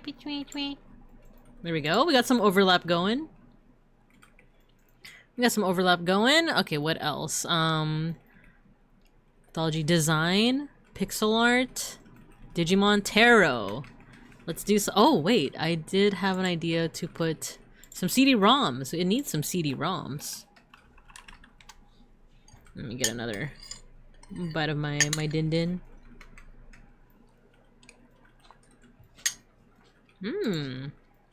And it's transparent background. Let's go. Can we warp it though? Oh, we can.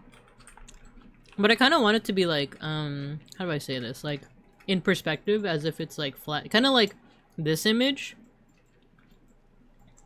You know what I mean? That it's not like straight on like this image.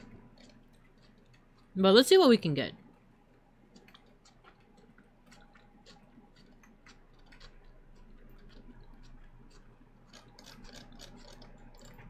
Actually, let me check something out. Because a part of me wonders, like, can I just, like, is there a way to just remove the background? Ah, no, there isn't. Oh, also, I just realized that this is an option. Set image as background.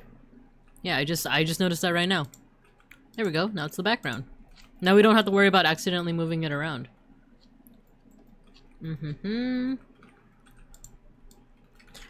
think maybe it's fine that it's not in or like it's kind of just straight on like this. I think that might be fine. Oh, I forgot. Let's put some shadows on these things. A drop shadow. There we go. Gives it a little bit more depth. And it like emphasizes the whole overlap thing. Okay, so we got a CD-ROM. What else? Let's look at our let's keep referring back to like our inspiration here.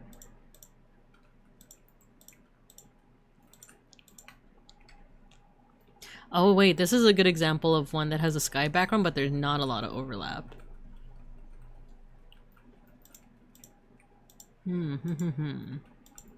Wait, this one's pretty cool.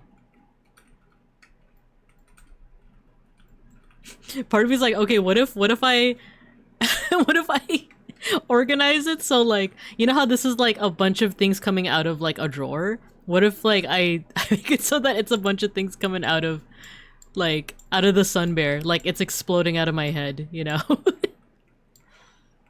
But I feel like that would only make sense if this wasn't like landscape. If it was like portrait mode, I think I could pull that off, but for now we're just gonna have my proxy sitting here.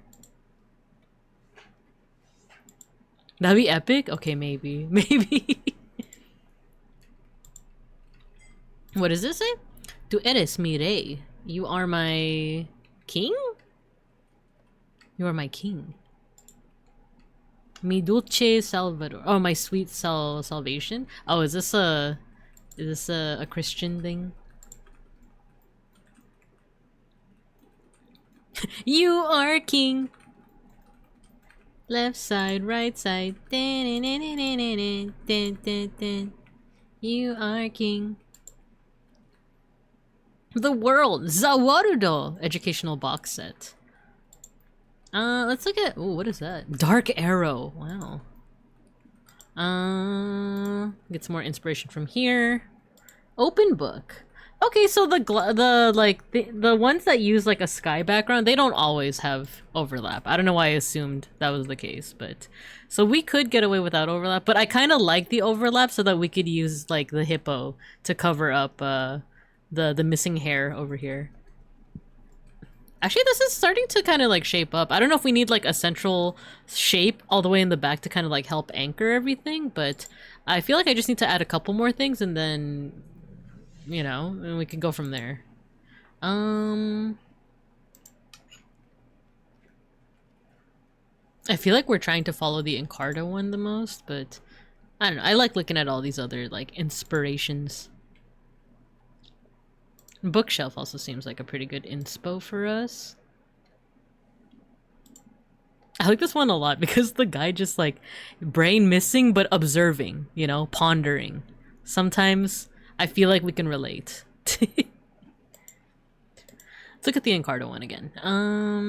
The thing is they have like a head unraveling thing that I don't know if we can like emulate. Oh, astronomy! We should include a little bit of astronomy in there.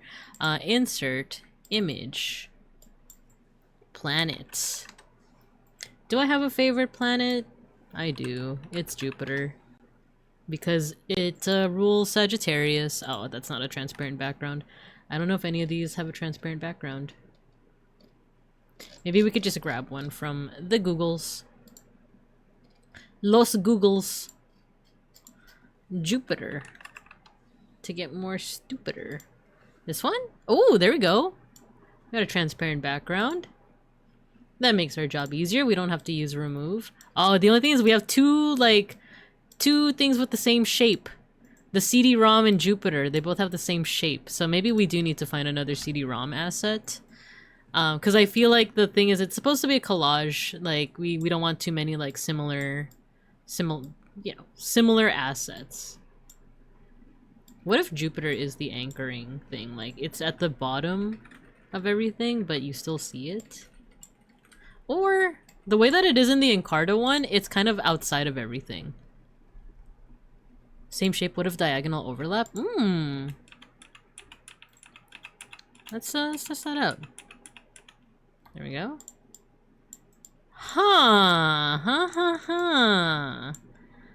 I kind of like that idea.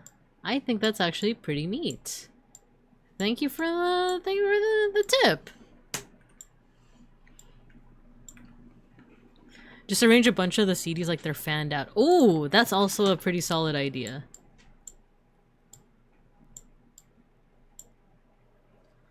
And then what if we layer this on top?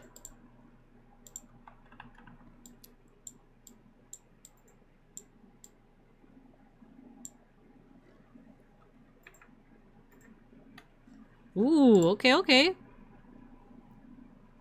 Kind of getting somewhere with this.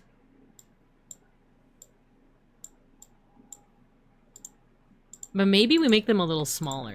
Maybe they're not equal size to Jupiter. Dang it. There we go. Maybe make them a little bit smaller, like that. And then maybe we, like, angle them a little? Put Jupiter over them still, like that. Ooh, okay. Okay, okay. That's not bad. Do all of these have a drop shadow on them? They do. What else? Maybe we need like a rocket ship or something. We should get Voyager. If they're equal size, you can also add Jupiter to the fan. Ah, it kind of feels like an Animorphs thing. Like the CDs transforming into Jupiter.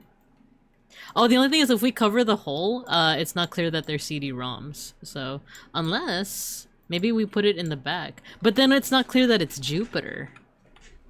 It's kind of clear that it's Jupiter, right? It does feel kind of like an Animorphs thing. Or maybe we add other round things, like a basketball, even though I don't really play basketball. Other round things. Tuck in as second from top. Let's try it. Yeah, let's move this here. Get the Jupiter. Do that. Play around with the layering. There we go. Interesting. Interesting, interesting. I don't know how I quite feel about that.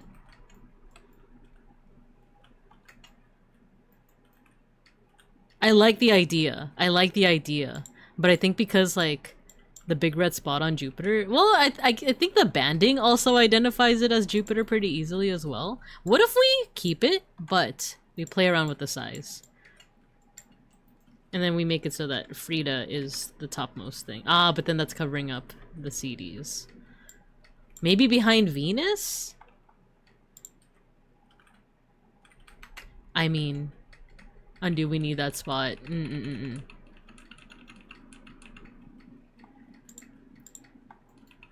I think I like, for now, I like Jupiter being slightly bigger. I do, there is something to be said though about like, what if the CD-ROM is a halo around Venus? Right? That's, huh. Ooh, wait, okay, I'm cooking. What if we keep it there as a halo, but then we still have the overlap? So that it is like CDs being fanned out. Alright, let me get all three of these.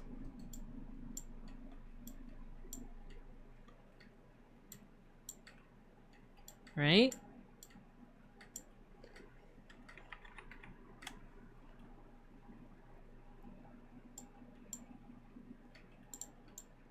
Maybe? I just don't know about the positioning of the Frida Kahlo. That's not exactly behind her as it would be for a halo. Then, what if we do this? Or reverse the order. Okay, okay, we're workshopping it. We're workshopping it.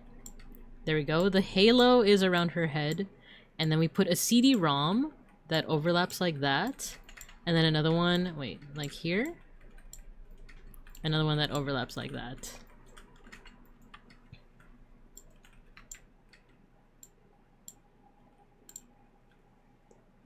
Right? I don't know. I kind of... There's something that's bugging me, but I kind of just like that as an idea. Like the CD-ROM halo thing. And then maybe Jupiter here? Nah, nah. Maybe we make Jupiter smaller, and then we have like... Maybe instead of Jupiter we do like an astronaut. So that we get rid of that whole like, oh, you know, they're two round shapes, you know? Let's look for an astronaut. Maybe Voyager? The Voyager spacecraft. No, I accidentally exited out of this one. Voyager spacecraft. Totally not because I like the character in FGO that's based off Voyager. Totally not for that reason at all. Oh, and the Wikipedia article does have it with a transparent background. Let's go. Drop shadow. We can angle that one. Maybe we can even make it bigger. Maybe we do keep the Jupiter there. Or maybe we angle it this way.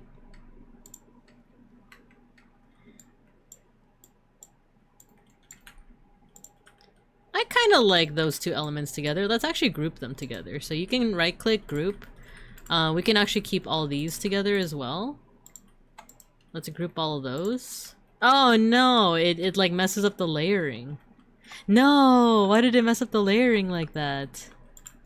No, okay, send it back, send it back. I gotta ungroup it. Okay, now it's not letting... Is it even grouped together? It is, so why aren't you letting me... There we go. Okay, so we don't play around with the layering there.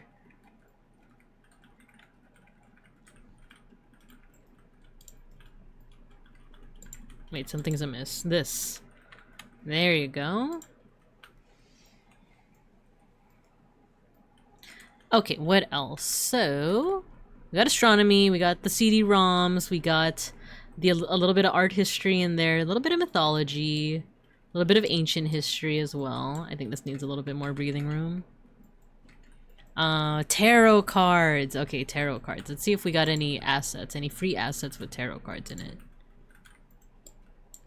Tarot. Okay, okay. The moon! Oh, that's not transparent background though. We need a... or something like this. Oh. I guess you could have a preview of it. That's... actually, we can crop it. Oh, yeah, we can not only crop it, we can mask it. Like this. It's not... okay, it's not... well, actually, we can arrange it like this. There we go! Very nice.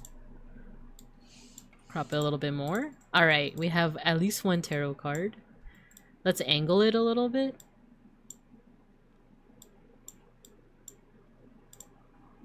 Put a little bit of drop shadow in there.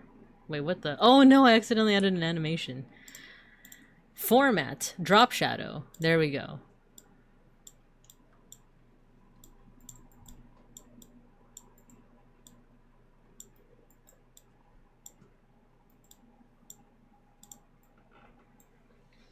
We have a little... I feel like there should be more tarot cards. I feel like...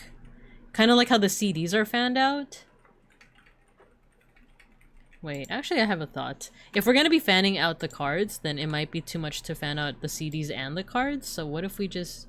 ooh, what if we just do that? So it still kind of has like a little bit of that halo effect, but you could tell it's a CD. And then let's put the Jupiter... Voyager right here. There we go. We're filling up the space. And then let's get a little bit more tarot cards like on there. So Stocking Web tarot card. What else do we got? The sun. The sun's a nice one. Oh, but it doesn't quite because this one has a border. This one does not. Let's see how this looks, and maybe we'll just crop the magician to look like that to look accordingly.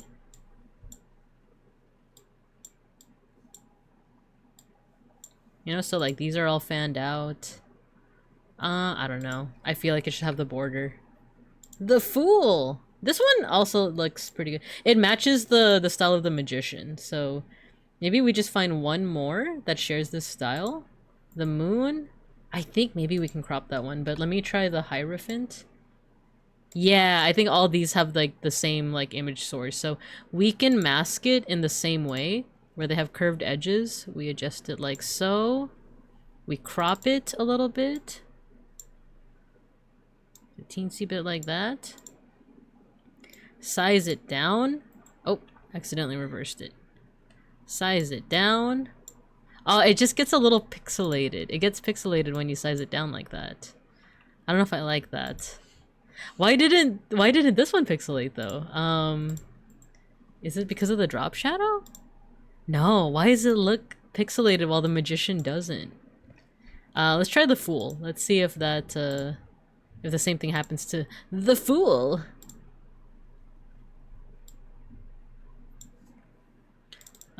This needs to be cropped. Cause you can see like the white edges. There we go. Okay, size it down. Okay, that looks fine when it's sized down. Oh no, now it's pixelated. What if we do this? No, it gets even more pixelated. What the hoo-ha?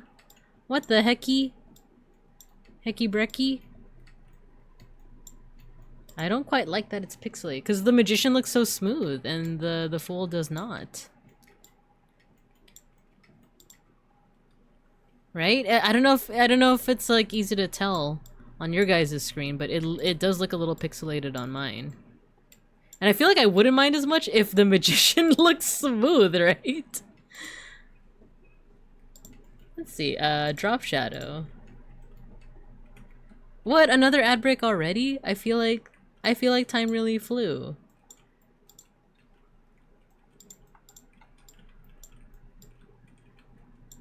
Tell you what, we will do the ad break, but I might experiment with these tarot cards a little bit during the ad break. You guys won't see it, but I just don't want to waste any time. I don't want you guys to spend the next 30 minutes just seeing me being like, why is it pixelated? And then on your screen, it's like, it doesn't look pixelated. So I will send you guys off to recess while I, 1, eat some more salsa and beans, and 2, arrange my little utopian scholastic scene here. All right? It's alright? It's alright. Run, Beans! No! No, no, no! It's the real- it's not my partner. It's the food Beans. Yum yum!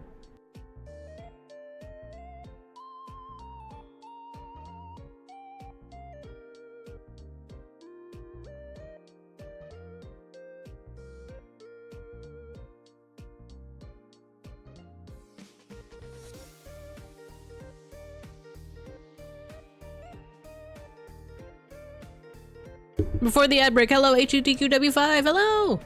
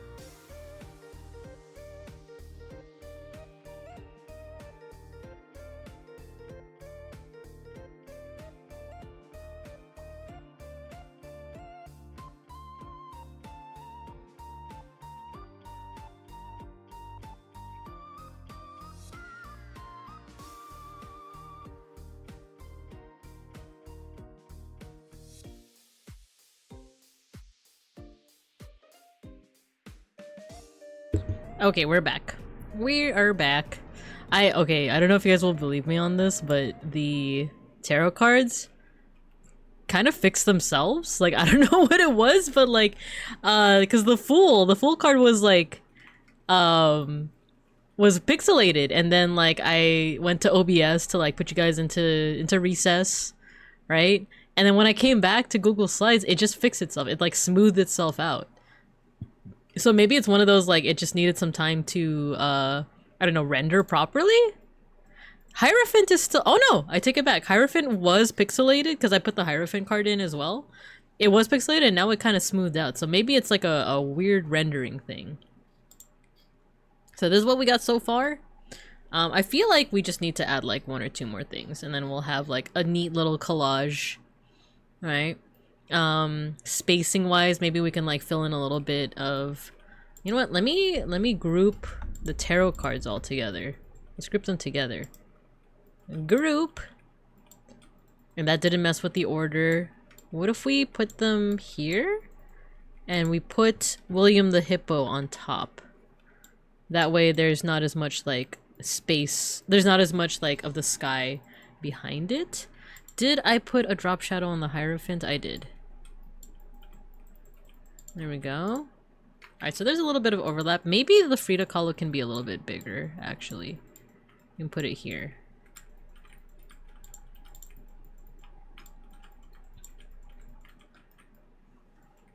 And then the Jupiter and Voyager can be a little bit closer as well, adding to the overlap.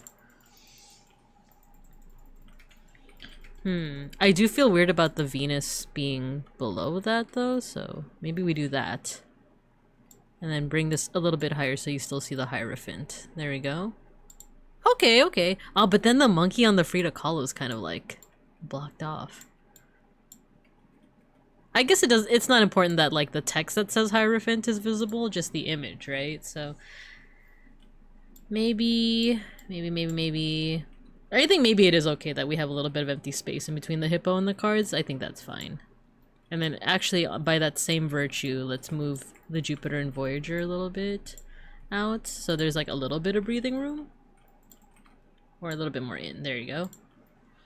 Okay, so I was looking at that list that Mayshark had put in, like basically what the curriculum is, like what to expect from Binka's class, right? So you know what, if we look back at the Encarta picture, there's stuff that isn't like part of the overlapping stuff, like it's kind of like out of the way, so maybe we can add some of that. So like dolphins or spaceman. Actually Napoleon, I did when I was like really into like when I was still like an undergrad, or like rather like when I was still in like community college, I was like super into Napoleon. So maybe we'll add Napoleon. Then because this stream does go a lot into Digimon, I'm gonna add a little V-Pet as well. I just need to find a proper image for it. I kind of found one already, but I need to take out the it's a web. It's a WebP file. So we gotta do our usual trick. Paste it into Discord, download it, it'll be a PNG. So download.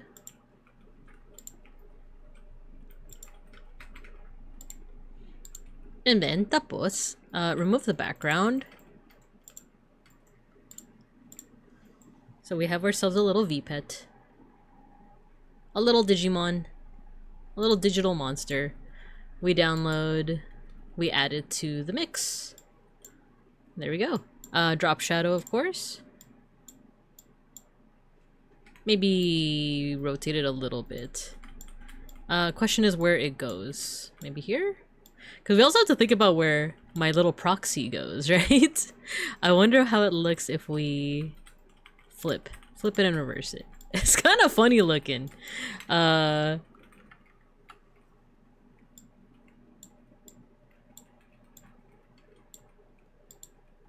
Maybe the Digimon is a thing that's like kind of out and about, right?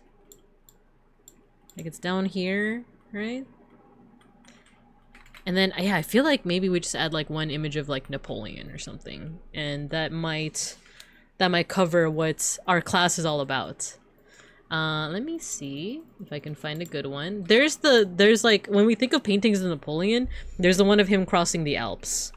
That's like the image of him, Bonaparte.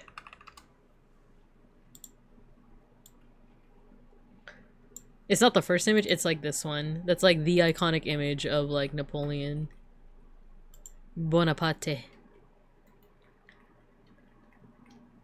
Maybe this one? Yeah, you know what? Let's check it out. Let's see if this...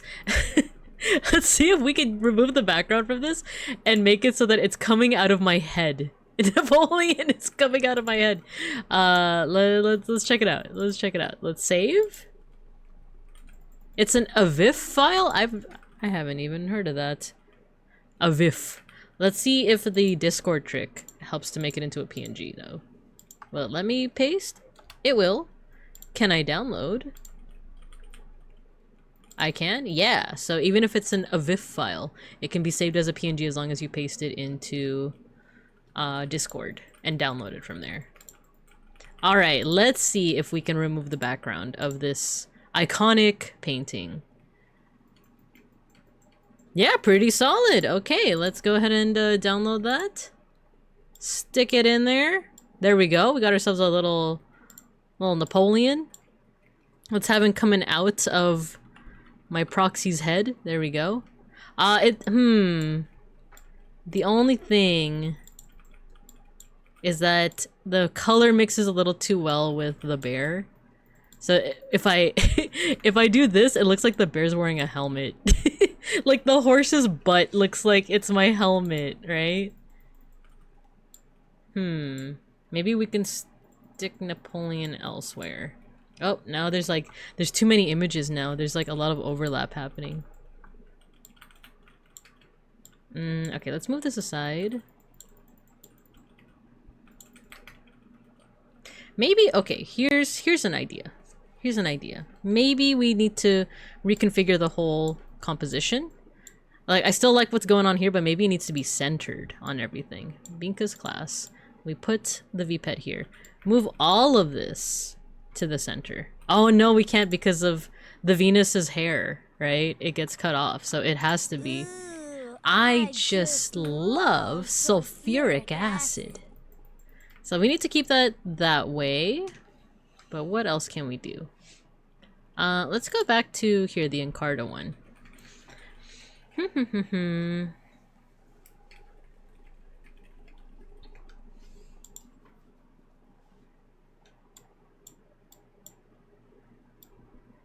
Maybe make this a little bit bigger. Oh, actually, I like how the cards are overlapping on Napoleon's cape. That's kind of cool. It's overlapping a little bit too much on Voyager, though. Maybe we do this. Maybe the bear goes here.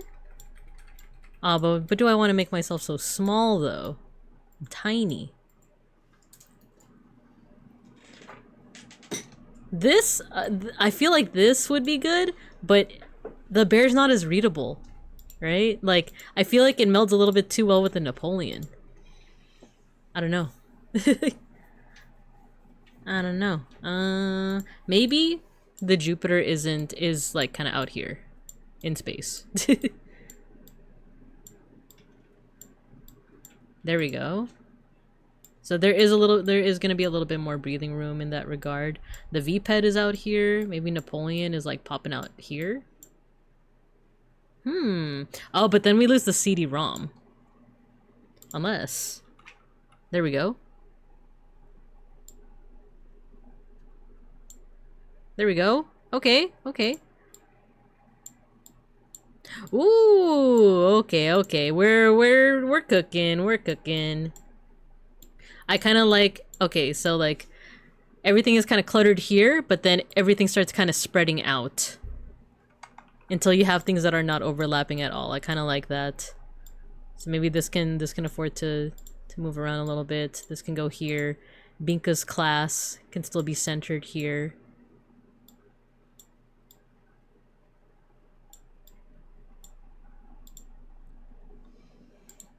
Maybe this needs to be bigger. Binka's class! Why is Napoleon there? This is all about stuff that I'm super interested in and that I occasionally teach. I used to be really into Napoleon when I was, like, in my 20s, when I was, like, still studying for, like, a history degree. Or, okay, little bit of backstory. I changed my major multiple times in college, so at first I was, like, a psychology major. Took no classes for that. History major, graphic design major, went back to history, then went to art history. So got my degree in art history and religious studies, and then my master's ended up being in history. So when I was still a community college kiddo, I was really into Napoleon. I used to know every single one of his battles. I still know the name of his horse, Marengo. I had the idea to make Marengo into an Uma Musume, but I never did. Maybe I still can. Oh, you know what? The text can also have a drop shadow, now that I think about it. So yeah, that's why Napoleon's there. He's an old fling. I guess that's weird to say, but ooh, what if we overlap it over everything, or have it so that the bear...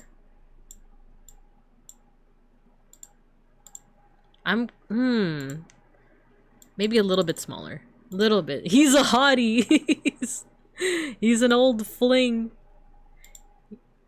And don't worry about telling Beans, he knows. He knows that I used to be like super into Napoleon.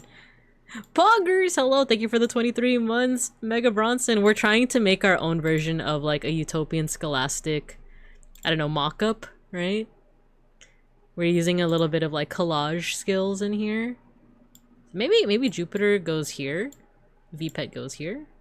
Ah, no. I kind of like how it was before. Then maybe I think we need something else to fill in this space. Or you know what? Maybe just like that. Binka's class. I think maybe we can play around with the spacing? Custom spacing? Line spacing 0.5? Ooh, okay, that at least tells us that we can play around with the spacing. Let's make it custom 1. Nah, that's too far. Too far. Maybe 0.75. Okay. Okay, well actually though, if we make it bigger, let's make it bigger. 72. Bink! Bink ass class! Ooh, okay, I kind of like how it is if it's big like that. Okay.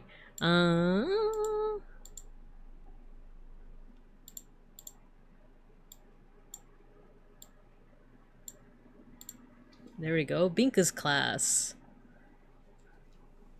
I think we need something to fill up the space here. Right? Gotta refer back to the Utopian Scholastic. Yeah, like this one has like little dolphins. And actually, it's also balanced out by the text. Maybe we can play around with the text as well. I like that there's just a baseball flying out here.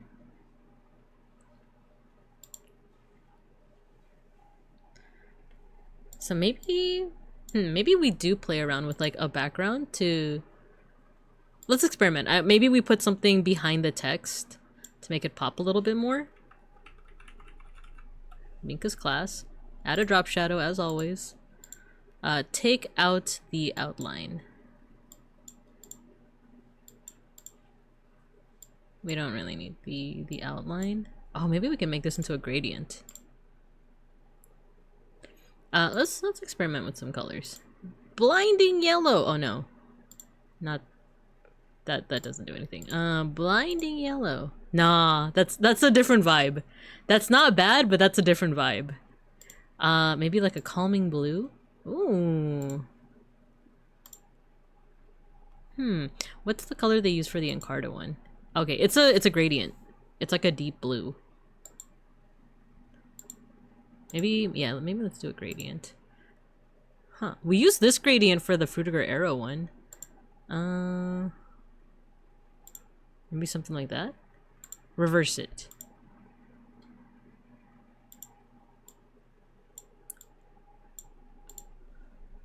I'm not sure. I feel like it was better without the square. Especially since it already has a drop shadow, you know? So we just need something to fill in some of the empty space. Let's see, we have Napoleon, we have tarot cards, we have a CD-ROM, we have William the Hippo, we have Frida Kahlo, we have a Sun Bear, we have a Digimon. What else can we add to this? I'm gonna make this go out a little bit more.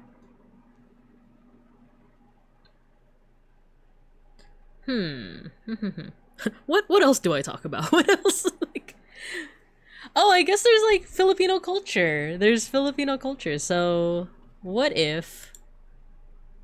Maybe not the flag, because I'm always scared of like the flag code and all that. But what else might represent the Philippines? The Philippines. Should I just do the country, like the silhouette of the actual like country as it appears on the map?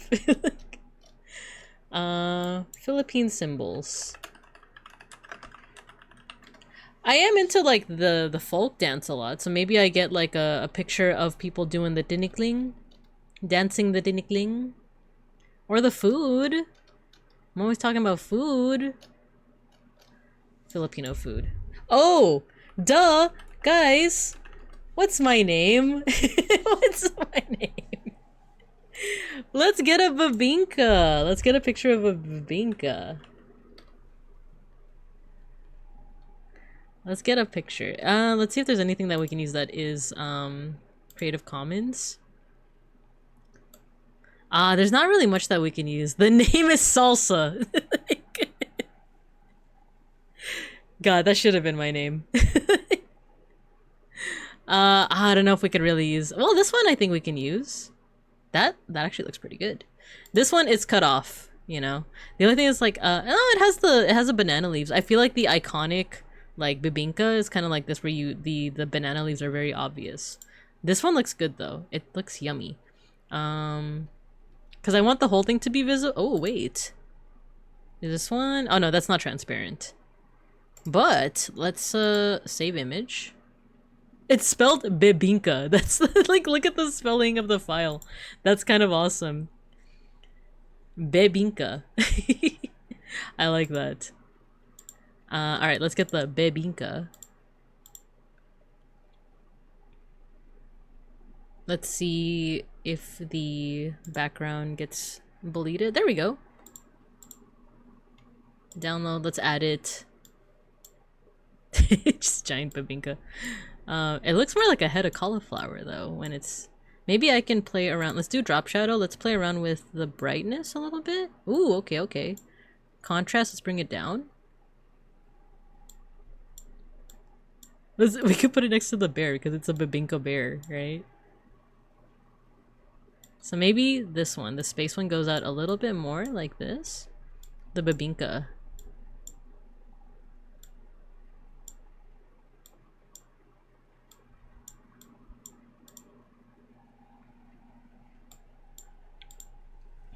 Okay. Let's take a look at our work. Did I make the bibingka a little bit small?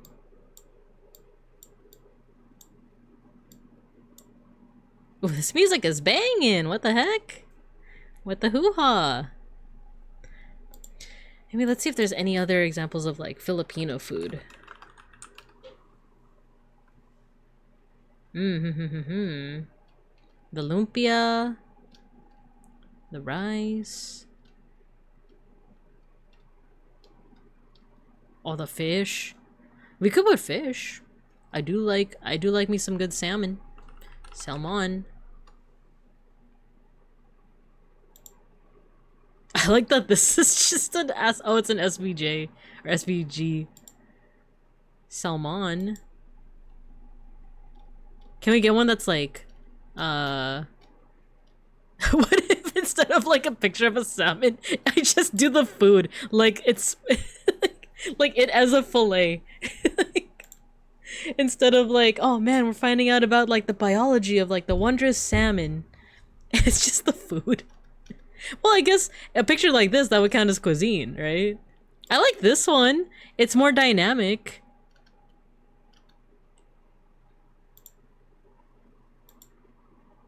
I love how when salmon are, when it's time for them to breed, their body just freaking transforms into like this absolute like freak of like, ooh, this one too. This one looks cool. I like the ones where like it's a little bit more dynamic, like they're jumping out of the water and stuff. Maybe this one? Maybe we'll take this one? This is cute. This is really, and it has a transparent background. Man, this is making me hungry. Like, you know I'm like bear-pilled when you know I am a bear when I'm looking at this and I'm like, oh, I'm getting hungry.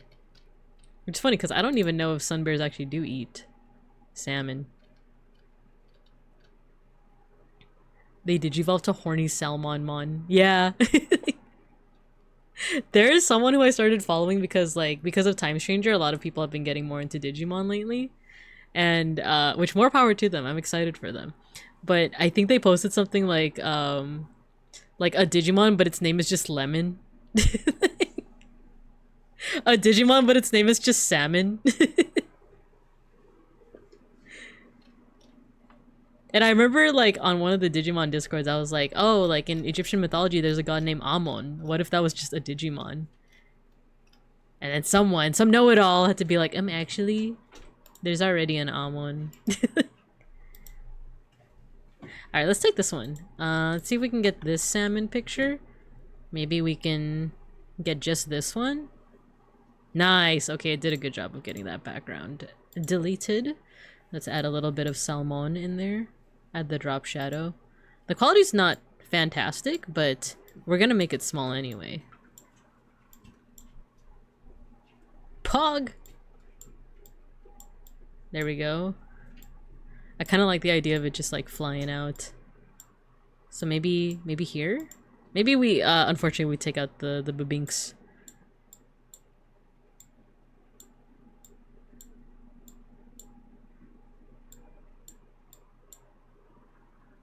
And then we put the space back here.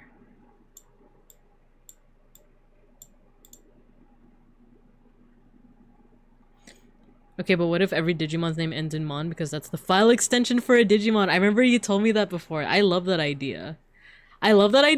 But the same... Okay, I have no problem with being, like, corrected. But the person who I said... I was like, oh, what if there's, like, a Digimon named Amon? And then some guy was like, actually, there's already an Amon. He's kind of been pissing me off. Like... I don't know if you're in this Discord, I feel like you know who I'm talking about. It's someone who like is very combative.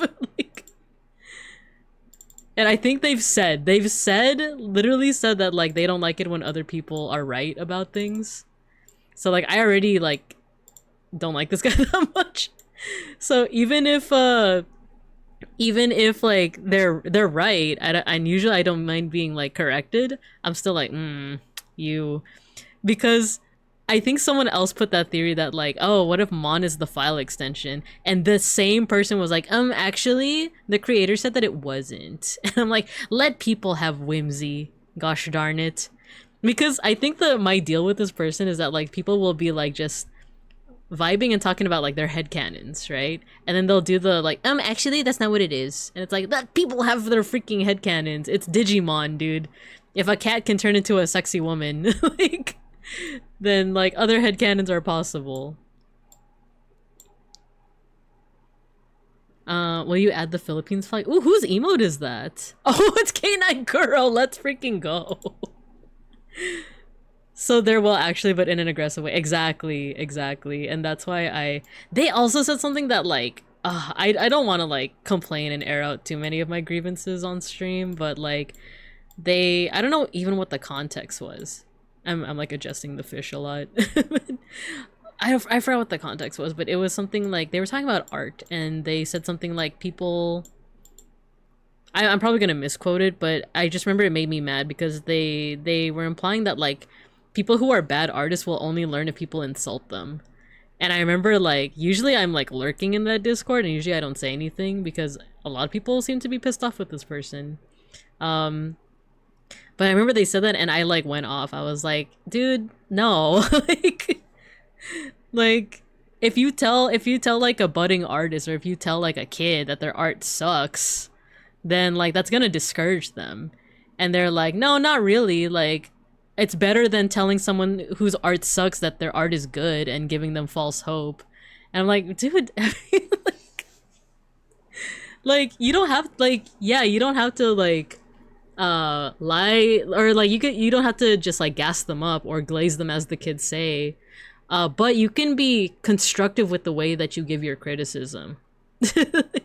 It can be constructive. You don't have to be like, oh my god, this is so perfect in every single way. You could be like, do the like positive, negative, positive sandwich, you know, like, oh, I really like your colors in this. I think you can work on your shapes and your line work a little bit.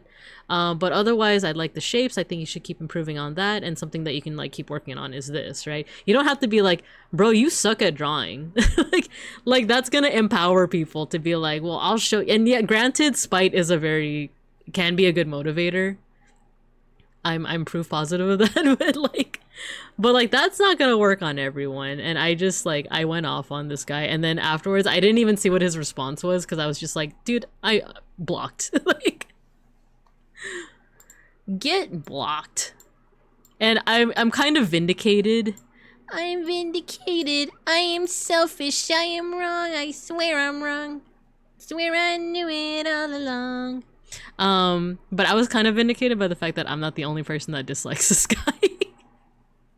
I'm not gonna say their names, but like I said, if you're in like the Digimon TCG Discord, you probably know who I'm talking about. So I'm like, this guy's one of those infuriating types who's saying everything is two-sided. Art is either good or bad. Someone's either right or wrong. Exactly. Bro, you suck at drawing. Get better. His shoes, whack. His style, whack. The way that he doesn't smile, whack. The way that he corrects me about Digimon, whack. Me, I'm tight as heck. Alright, I feel like we need one more thing. Because I keep saying like, oh, we need one more thing, we need one more thing. But like, we need to... Or maybe we move the V-pet here? Does that balance it out? Like, do you guys know what I mean by like balance? Like in terms of like just visually? Because I feel like the chain for this like kind of complements the like empty space that's made by the horse here. Which is why I want it to be a little bit closer. This like the Jupiter and the Voyager makes sense like here in this empty spot where like the S's are, but we need something like here. I don't know if you can see my cursor, but you need something like here, and then the salmon is kind of doing some work here. So maybe like one more thing, but what should that one more thing be? I think it looks great, TBH. Oh, thank you. Maybe something that's like, oh wait, the Encarta one has the dolphins coming out from the side. So what if we do that with the Salmon? The Digimon known as Salmon. Oh no, that's not what I meant to do. That's not what I meant to do. I meant to do this. Flip it and reverse it. It's your for me to quick. Okay, that adds a little bit more balance. We can also, what if we move the text a teensy bit? Now we're getting to the point where it's very granular. It's very like, oh, maybe if I like move it like 2, you know, milli inches to the to the west. You gonna do the peeking from the side? Yeah, you called it. He do the peeking from the side. And then maybe this can be more like here. And maybe, what if we do this? Nah, I liked it better the other way. This music pairs so well with this aesthetic too. Okay, I like this. Is there anything that we could like change? Well, you know what? The Venus is a little bit too yellow. So can we recolor? Maybe we could do blue, but oh, I thought there was a way to like Like, you do blue, but you, like, lessen it. But no, we're not gonna do that. It is, okay, admittedly, like, the recoloring options here are pretty limited. Maybe lower the brightness? Contrast down? Nah, contrast up. Reset it. It's a little too yellow. You can duplicate as blue and that's a good tip. Duplicate? Oh. That's a really good tip. Let's, recolor maybe as this blue? Or maybe let's do this blue. And then, let's adjust the opacity. It's too blue. So if it's yellow, actually purple would be...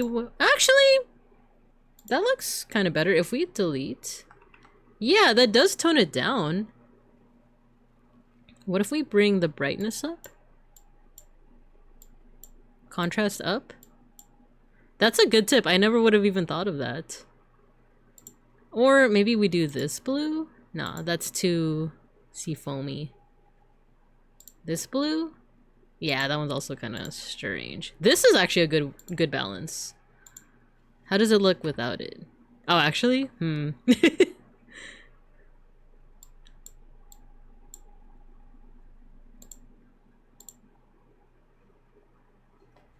Delete?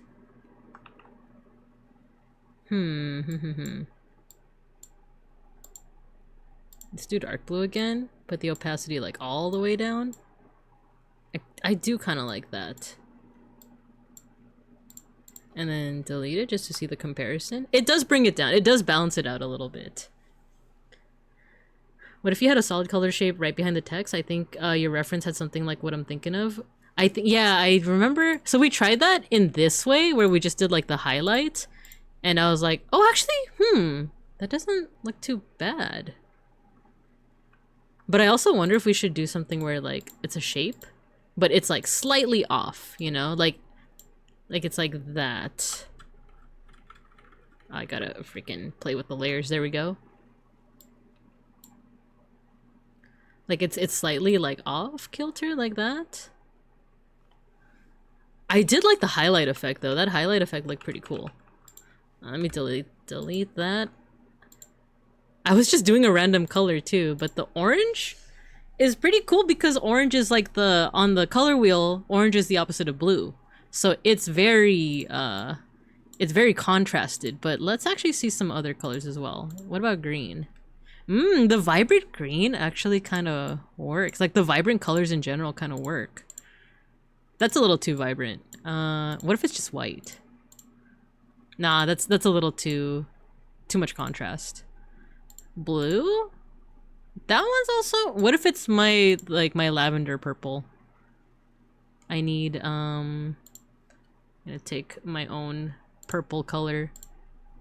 Huh. The only thing is, it's not great contrast, but maybe we can work with this color.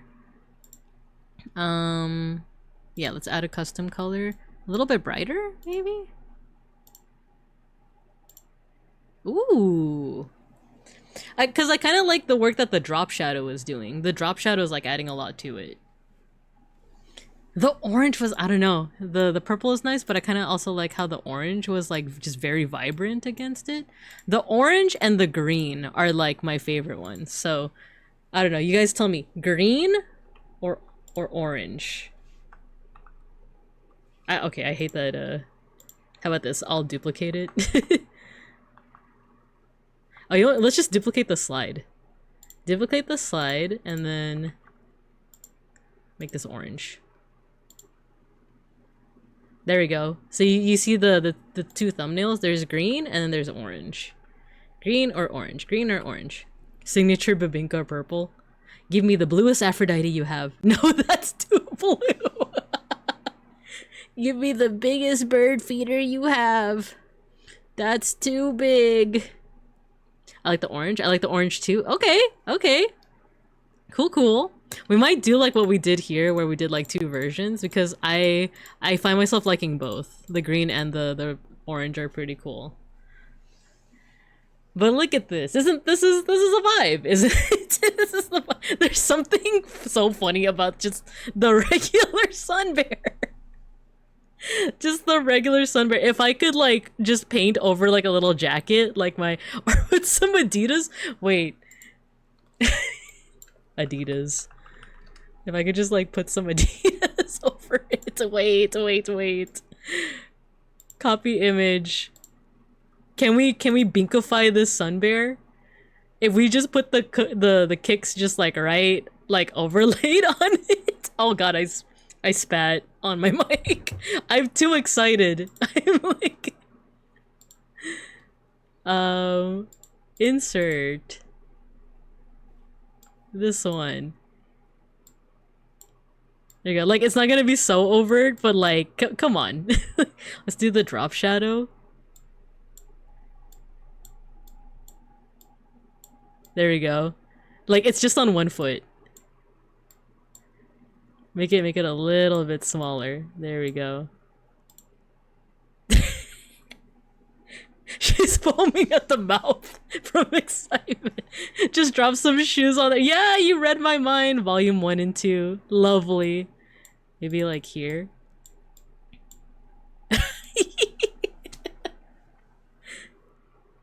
I feel like that one's too on the nose. This one is like subtle enough that you could be like, did she mean to put those Adidas there? Like, perfect. Oops, I just hit the mic. Okay, let's also paste this on the volume 2. There we go. Or yeah, who said it? Gojikins said volume 1 and volume 2. Yeah, this is Binka's class volume 1. Actually, yeah, let's do that. Oh no. I feel like that would also balance things out by adding another little like volume 1. By adding like this thing, making it a little bit smaller.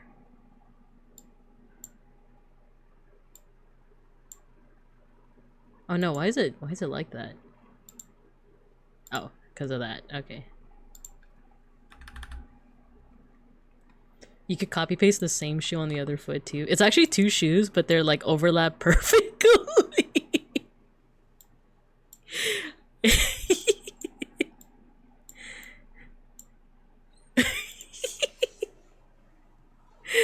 Oh my god. No, but that's too on the nose though. That's too on the nose. Binka when she's about to Photoshop some shoes on a bear. Yep, just freaking foaming at the mouth. It's just like, I'm so excited. I just can't hide it. I'm about to lose control and I think I like it. Okay, we center that.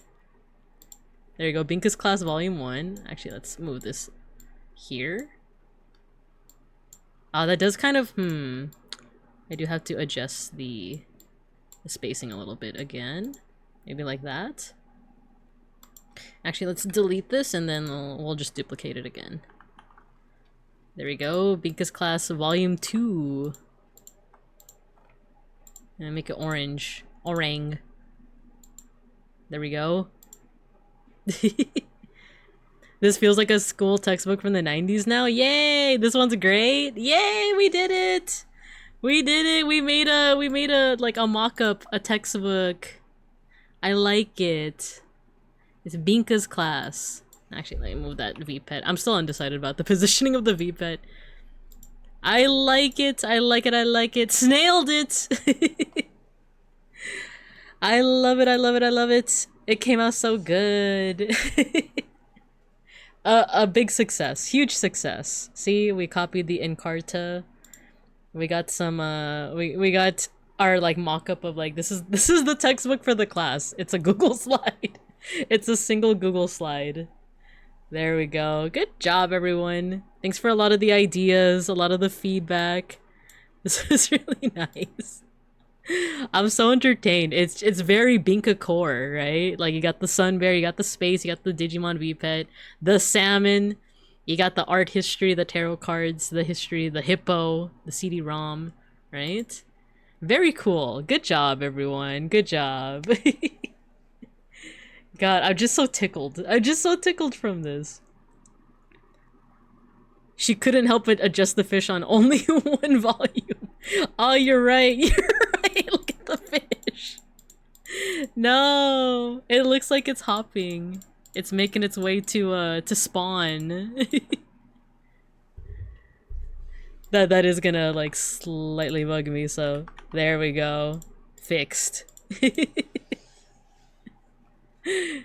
Yeah, I can't help myself. It's like, the spacing though. It needs breathing room. It needs a breathing room.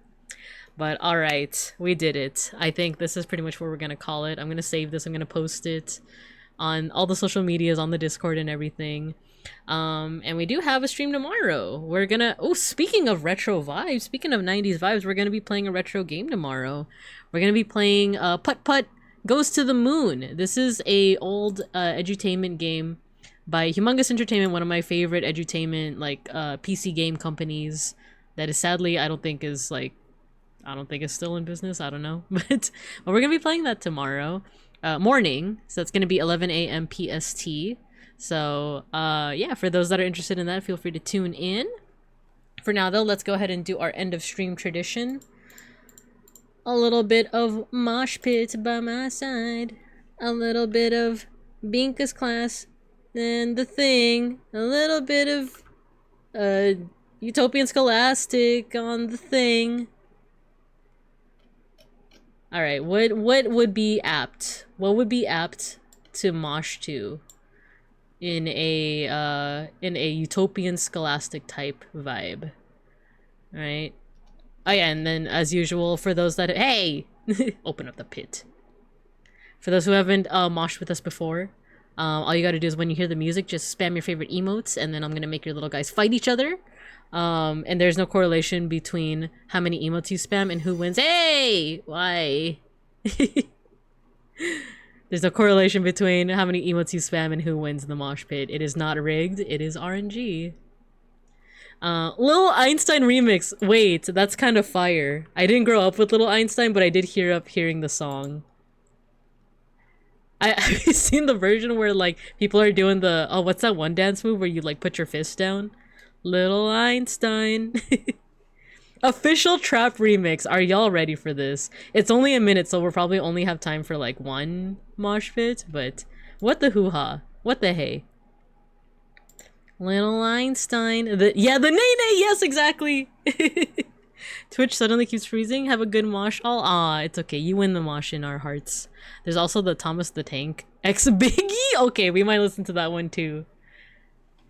Let me duplicate Thomas the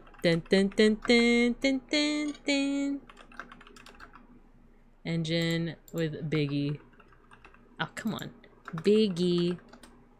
Smalls. Oh my god. Bro. It's 7 minutes. I don't know if we'll listen to the whole thing, but let's do Little Einsteins and we'll do the Thomas the Tank Engine. You do not win the mosh pit in my heart, Gojikins. Okay, let's do it. No, not Wix Studio. No, skip ad. Skip ad. Let's do this.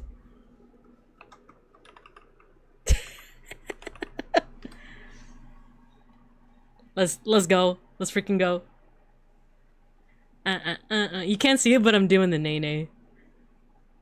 Little Einstein.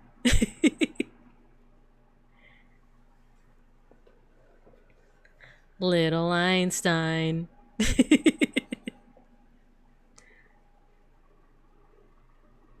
Hey, yeah.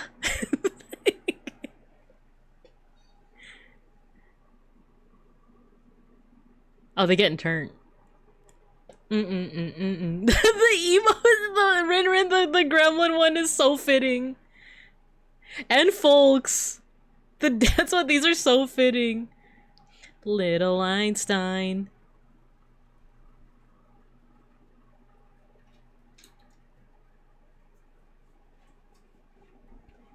Yeah. Let's go. But who's winning the— oh, no, we are not. Nope. Not on my— nope, we are not listening to Barney. We are listening to Biggie Smalls. Gosh darn it. The mosh pit isn't over, even though okay, congrats, you won the mosh pit. The mosh pit's over, but there's still round 2.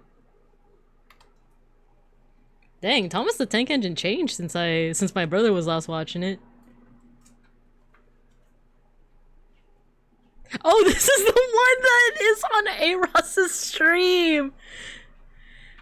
I was like, wait, I recognize this. Oh my god. This is the thing that plays whenever someone raids into A-Ross. Dude, let's go. This is amazing. Alright, I'm gonna find someone to raid into.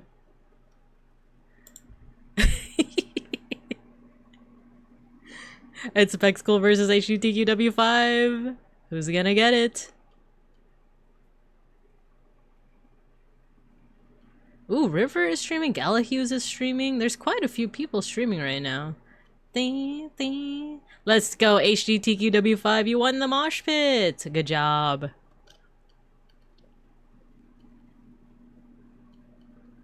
Big Nose Bug, Genie Art. Let's go. We got 2 different winners that weren't me. That's how you know it's not rigged.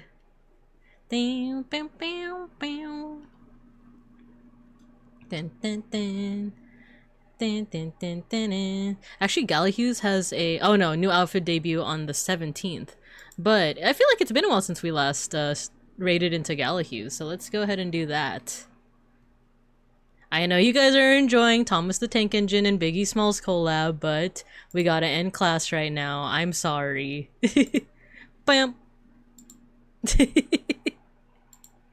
Come on. Alright, I'll drive you guys home. Get on the bus. We're gonna go ahead and raid into Galahughes. They are my sibling via... not biological, but like, we are both rigged by Big Ham, so they are my VTuber sibling. Thank you for the stream. Thank you for tuning in. Thank you for all the feedback. Thank you for enjoying the art as we made it. So I hope you guys enjoy raiding into another artiste. I'll see you guys tomorrow. Fresh and early in the morning. I hope you guys have a good morning, afternoon, and evening. And as always, I'll see you guys when I see you guys. Bye bye. We raid.